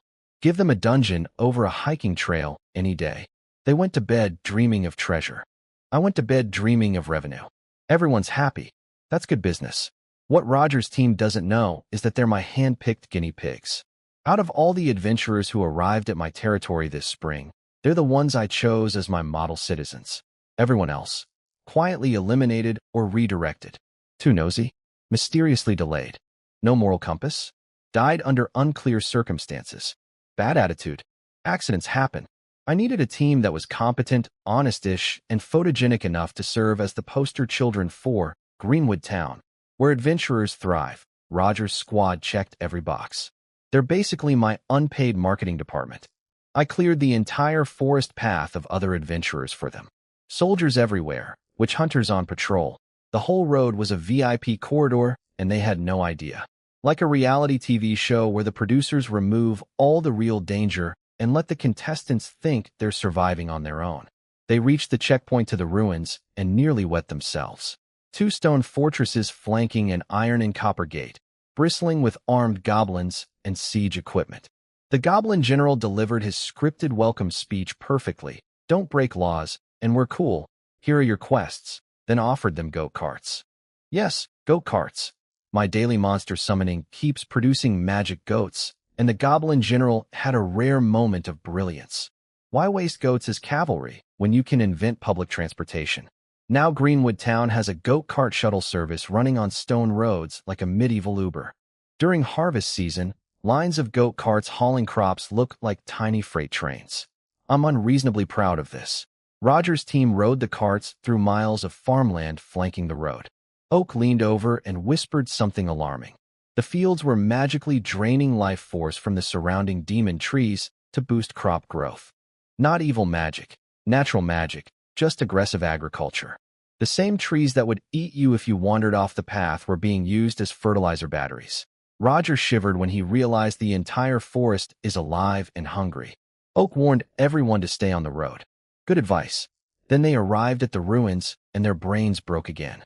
Instead of a mysterious ancient entrance with glowing runes and ominous music, they found a construction site. Goblins in mechanical suits systematically dismantling the ruins layer by layer, removing stone blocks with industrial efficiency. No dramatic exploration. No torchlit corridors. Just organized demolition. You explore ruins by demolishing them. Roger sputtered at the cart driver. Yep. Problem. No problem. Just every romantic notion about dungeon exploration dying a slow death. But Roger quickly realized the genius. If you strip a ruin from the outside in, every trap becomes useless. Arrow walls shoot into open air. Pit traps get exposed from above. Rolling boulders have nowhere to roll. It's the most boring, safest, and smartest way to loot a dungeon, and no adventurer would ever think of it because it requires patience and manpower, two things adventurers have zero of. Copperhelm noticed the construction puppets, massive mechanical units doing heavy lifting. His dwarf engineering brain immediately calculated their cost and concluded this operation is way beyond what goblins or a small town could manage. Someone serious is bankrolling this. Roger started connecting dots. The disciplined goblins, the witch school, the magical farming, the industrial-scale ruins operation, the impossible soldier-to-civilian ratio. This place is drowning in secrets. I'm starting to wonder if coming here was a mistake, he muttered. Then he talked himself out of it. We're nobodies. Not worth scheming against.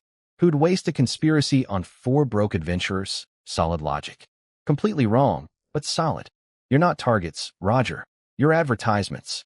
Now go explore the ruins, have a great time, survive dramatically, and tell every adventurer you meet about the wonderful Greenwood Town experience. 5 stars. Would recommend. Please leave a review at the front desk.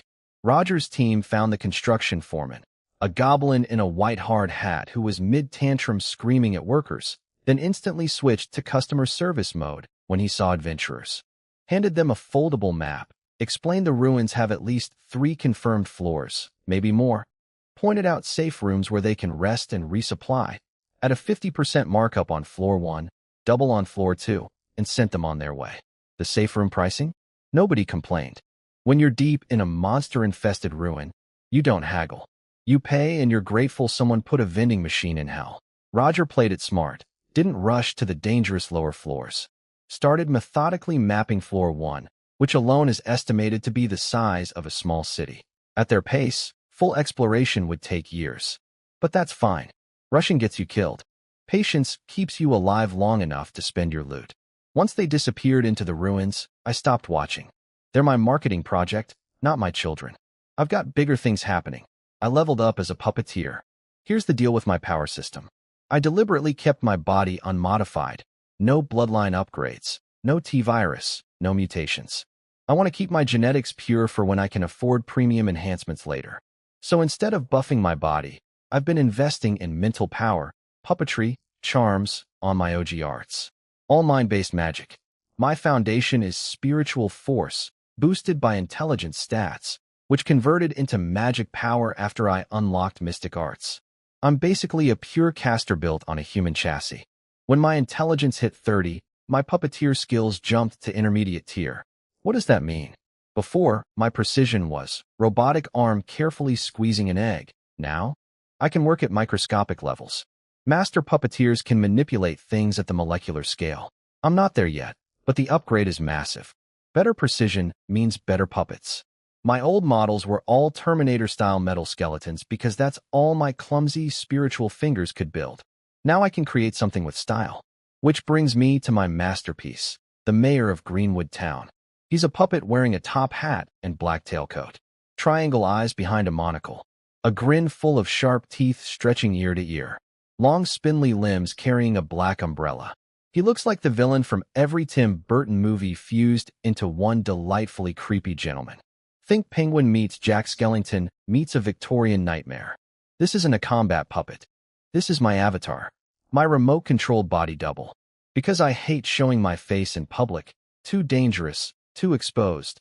But I also can't resist the urge to dramatically reveal myself like every villain who thinks they've already won. It's a character flaw. I know it's a character flaw. So I compromised. I'll do the dramatic villain monologues through a puppet while sitting safely in my underground bunker eating breakfast. The tech is actually clever. I fused a spiritual energy headband with a magic mirror to create VR goggles, basically. Put them on, and my consciousness projects into any puppet equipped with a receiver. Full sensory feedback, real-time control, zero personal risk. It's like playing a video game except the game is reality and the controller is my brain.